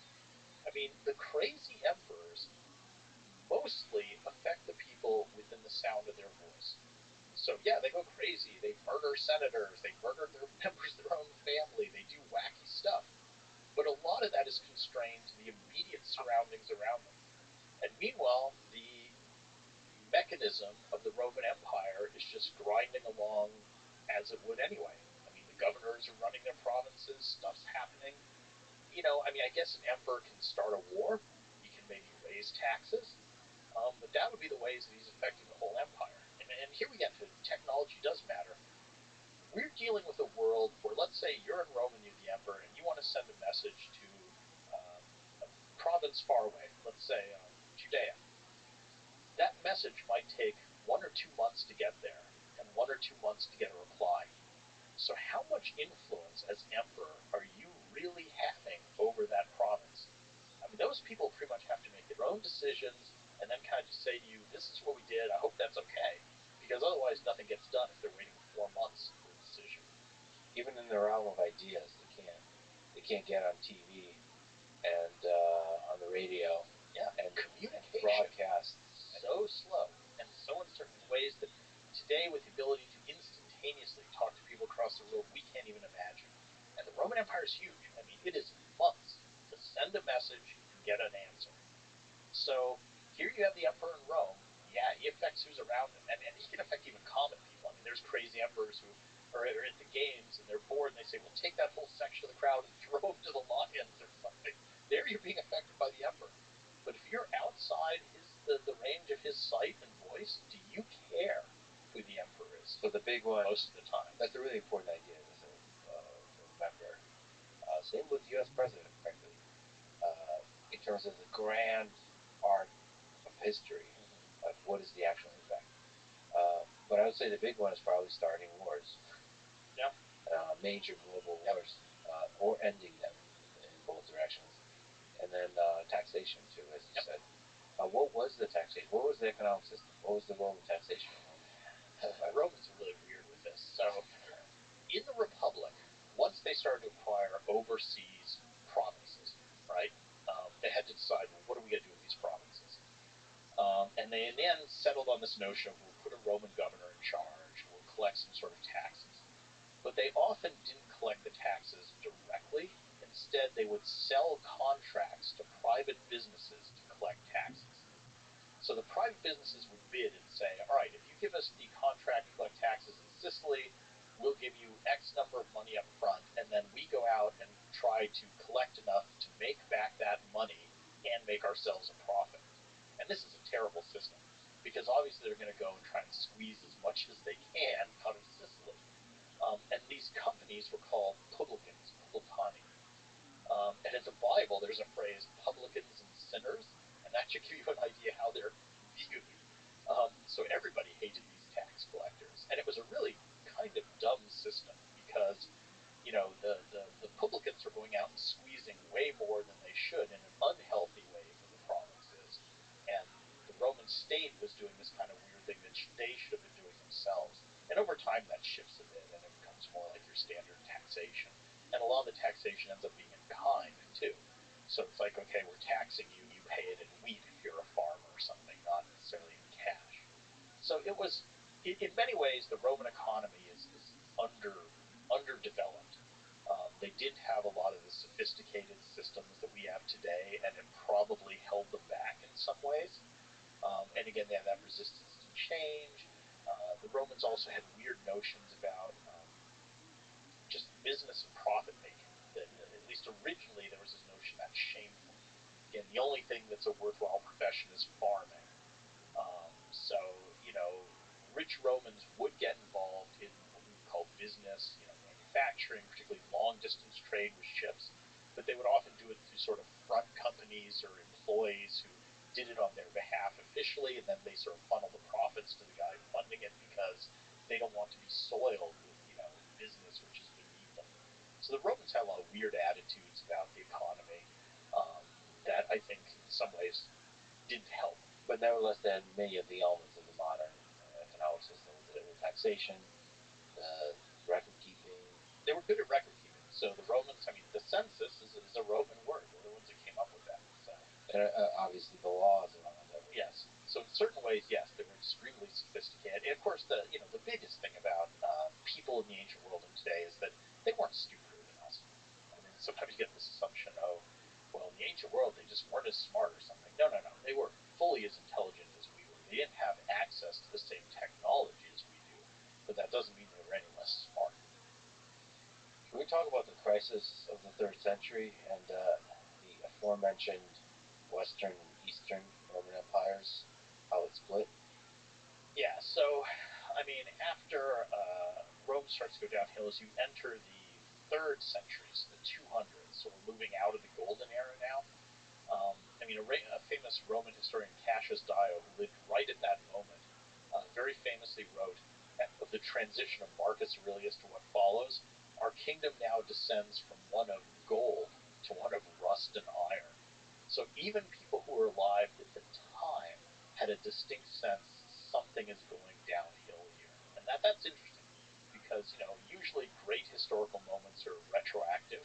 And here's a guy who said, something's going wrong. Something's really going badly now. And a lot of it becomes that the secret is out. That what makes an emperor is who commands the most swords. And so you start to get rebellions by various Roman generals, each declaring himself emperor. So you'd always had this to a certain degree, but they'd kept it in check during the 2nd century AD. But in the 3rd century, you sometimes get 3 or 4 generals in different parts of the empire all declaring themselves emperor, and then they all rush off to Rome to fight a multi-way civil war. And of course, while they're doing this, the borders are undefended, so barbarians start to see opportunity and come across and start raiding. They start burning and pillaging farms. The civil wars are destroying cities and farms. So the economy is kind of tanking. Then there's less money coming in as taxes. So when one guy finally wins, he jacks up the tax rate to try and make up for it. But now there's fewer people able to pay, and it's all just a vicious cycle. The Romans start to debase the coinage, which means you take in a gold coin, you melt it down, mix it in with 10% something less valuable, and then stamp it and say it's worth the same. Well, people aren't stupid. They're going to know that's only 90% of that gold coin. Invented inflation. And you get horrific inflation uncontrolled. So, the economy goes downhill, barbarians are raiding, you have internal instability.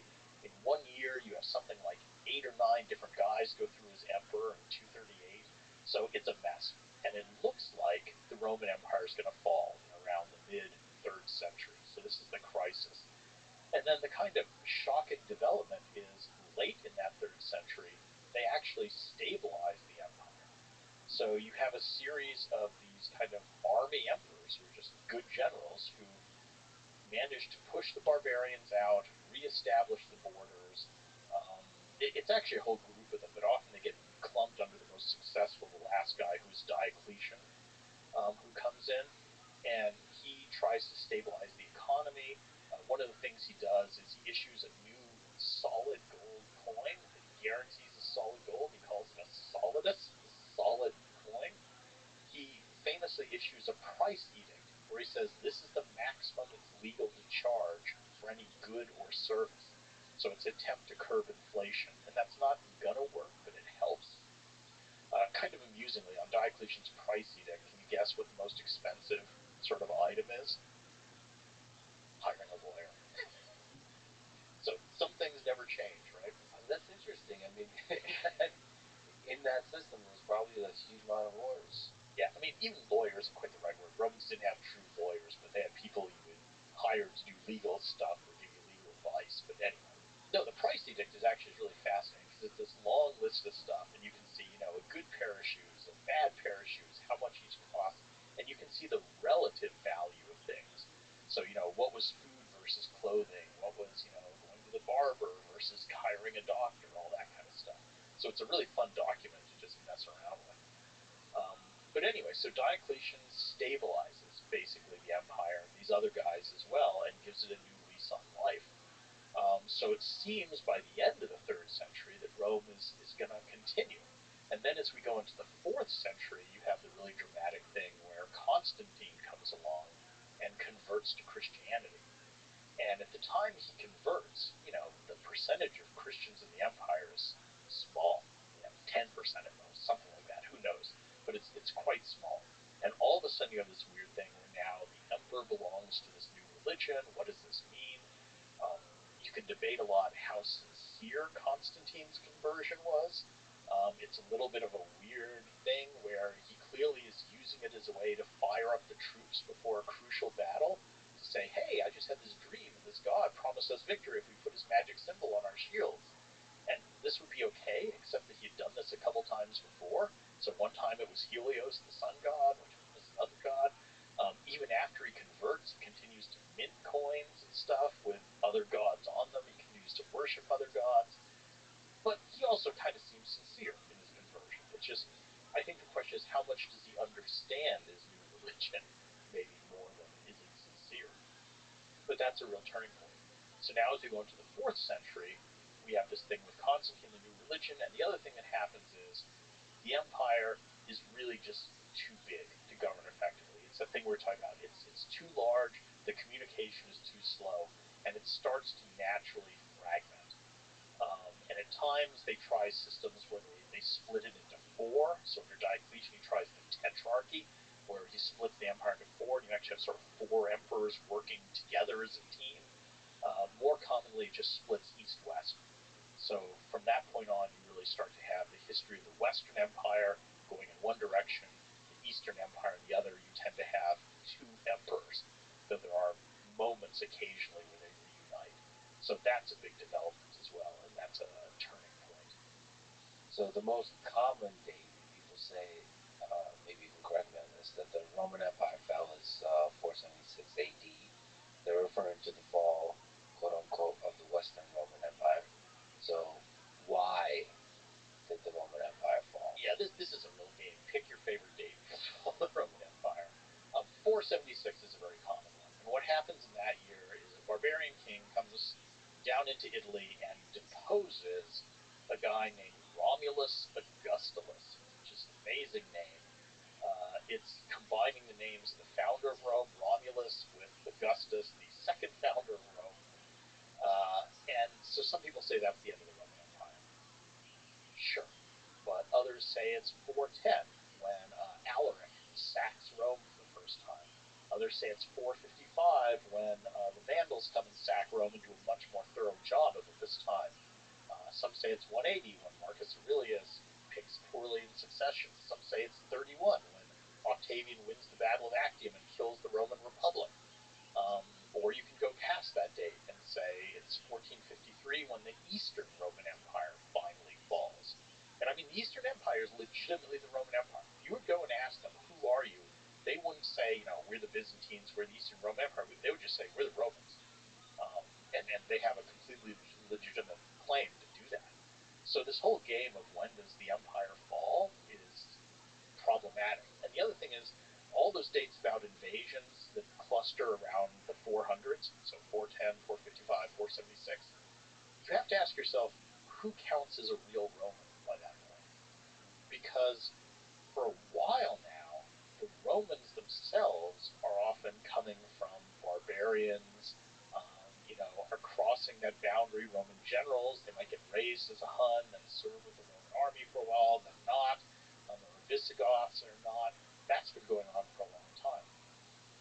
So what makes someone a real Roman?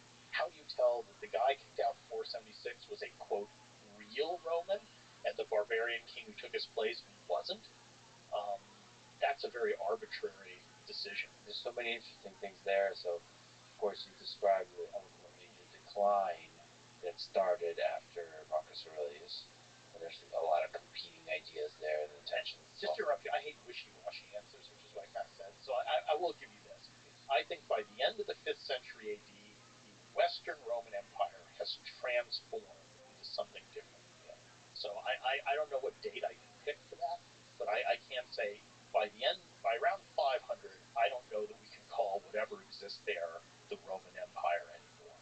And of course, the barbarians make everything complicated because they seem to be willing to fight on every side, and they're like fluid.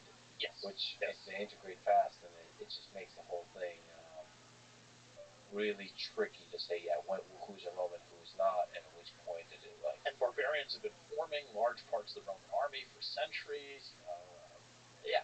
It's extremely fluid and not at all just clear sides here. So it's a mess. From a military perspective, perhaps, what are some things that stand out to you on the pressure from the barbarians, the conflict, whether it's the Huns or the Visigoths?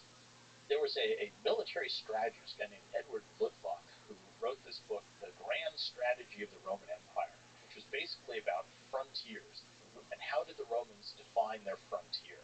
And everybody's jumped on this and argued about it, says it's wrong and all, but it started this debate among Roman historians about, what does frontier mean to the Romans? Did they conceive of their empires having a border, or was it always expanding, or what? And did they have a grand strategy? I mean, today, militaries have a strategy where we want to achieve this, we want to exert force here, we want to protect these areas. Did the Romans even visualize their empire in that sort of grand strategic Rhine? I'm going to kind of stop at the Danube. We don't need to keep expanding forever in the way we've been doing. So I mean that's an interesting concept. An interesting concept of how do the Romans see their empire? Does it have a boundary? What are those boundaries? What does that mean? And then barbarians were very much making that boundary even more difficult to kind of define, even if you wanted to. Right. And again, the other fun debate is, were these invasions? When the Visigoths cross the Danube and come into the Roman Empire, is this an invasion as it was originally described, or is it a migration, as some scholars have started calling it? Because the Visigoths were fleeing pressure from another Gothic group, and they were fleeing pressure from the Huns. And I mean, a lot of the early Gothic peoples who come into the Roman Empire are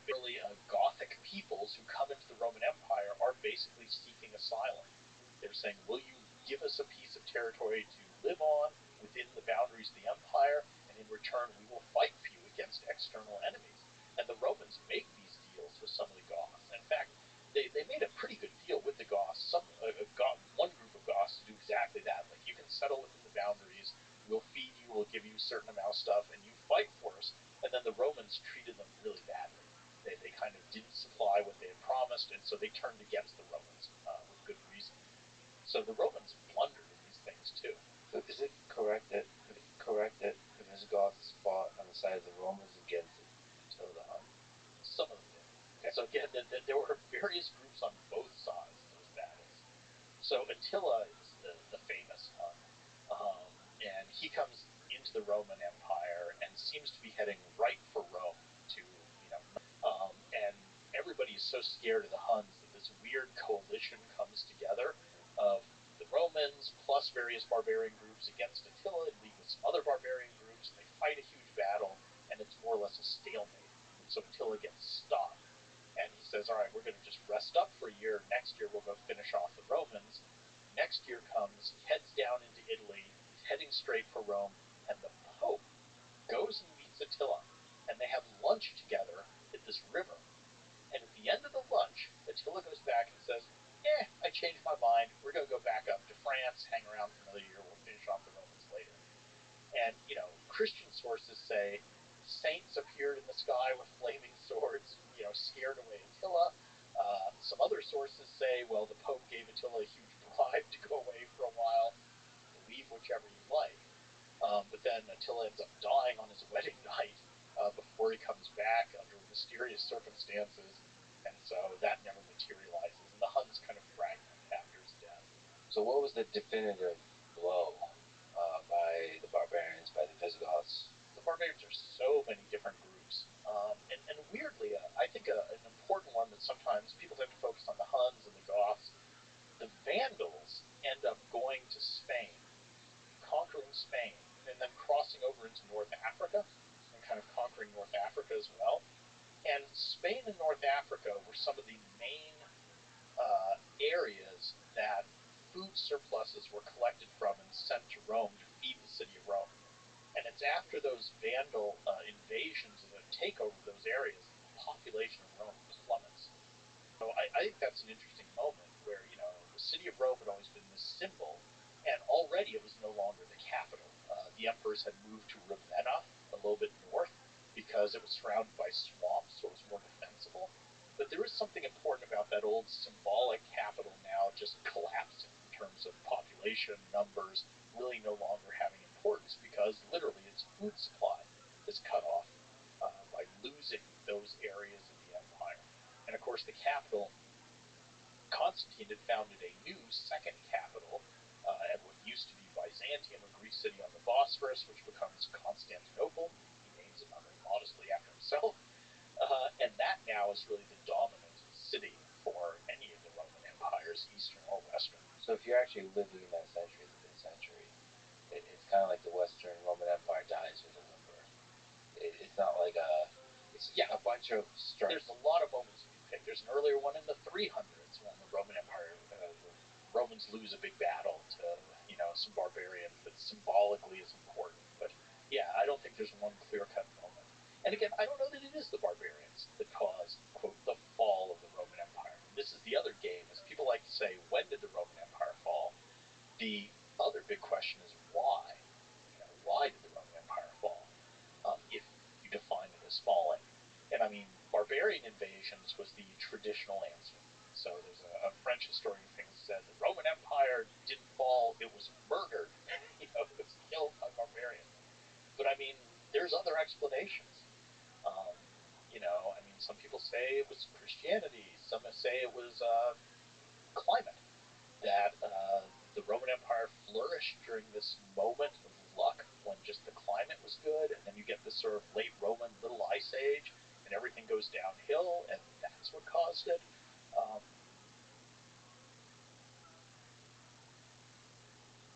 There's some that say things like disease. There were a whole series of waves of plague that started to hit under Marcus Aurelius and continued after him, which seemed to have caused real serious death and economic disruption. I mean, that's a decent explanation.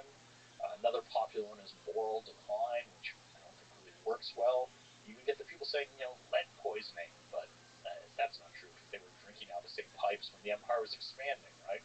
Yeah, that's fascinating. But often we kind of agree, that's something that you've talked about quite a bit. It's the military perspective is the one that defines the rise and fall of empires. You have a really great lecture series called the Decisive Battles of World History, which is another fascinating perspective to look at world history.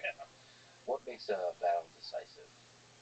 The easiest definition is it causes an immediate change in political structure. So who's in charge? So the classic decisive political battle is Alexander beats King Darius III at the Battle of Gaugamela, and in that moment we switch from the ruler of the entire huge Persian Empire being Darius to now being Alexander, from it being Persian to being controlled by the Macedonians. So there is a one afternoon has this dramatic switch over an enormous geographic area, right? So that's a decisive battle, and you see that immediate change. Other types of decisive battles are ones that might have more unforeseen long-term effects. You may not realize this is decisive at the time, but from a longer perspective it is. And often those are ones that either allow some new people or idea or institution to either grow or have its growth curbed.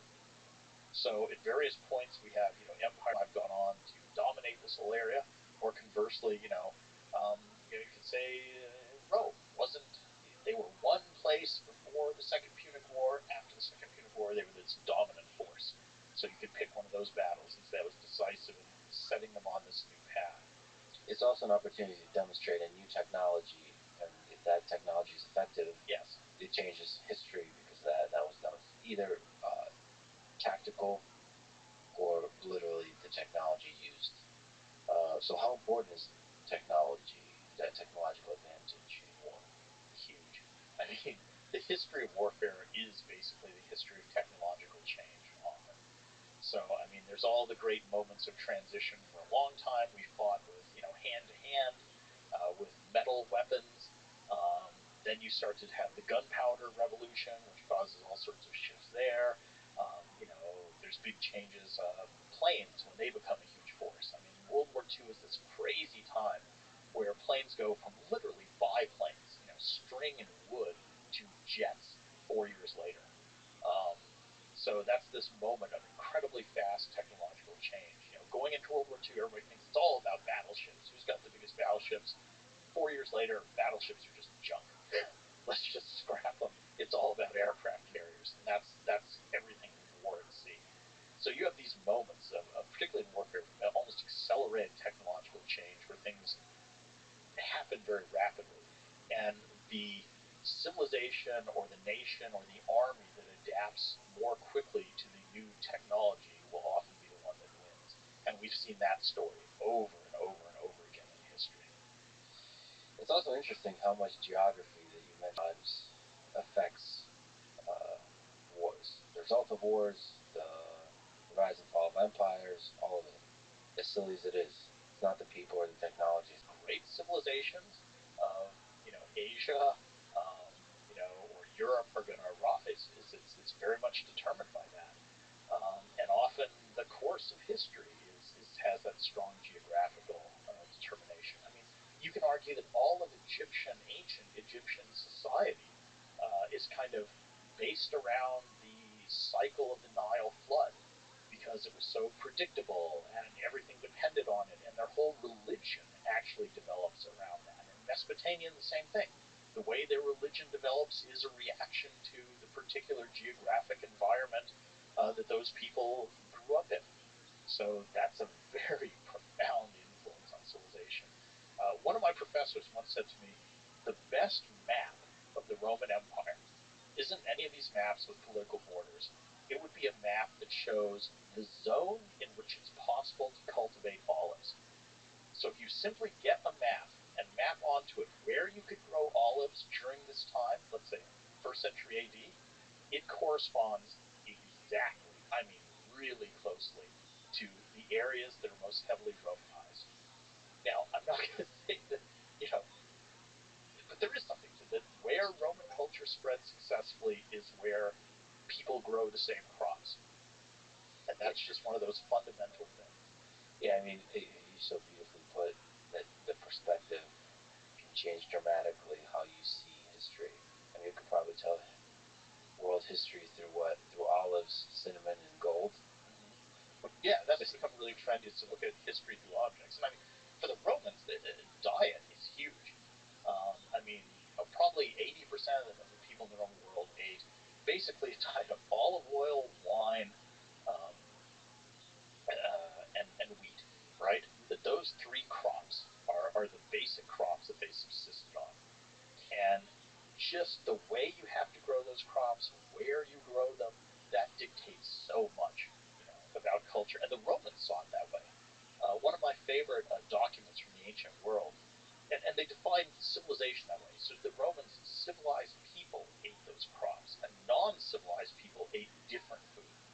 So there's this letter from a Greek who was serving as an administrator in the Roman government, and he gets posted to Germany, okay, to the far north.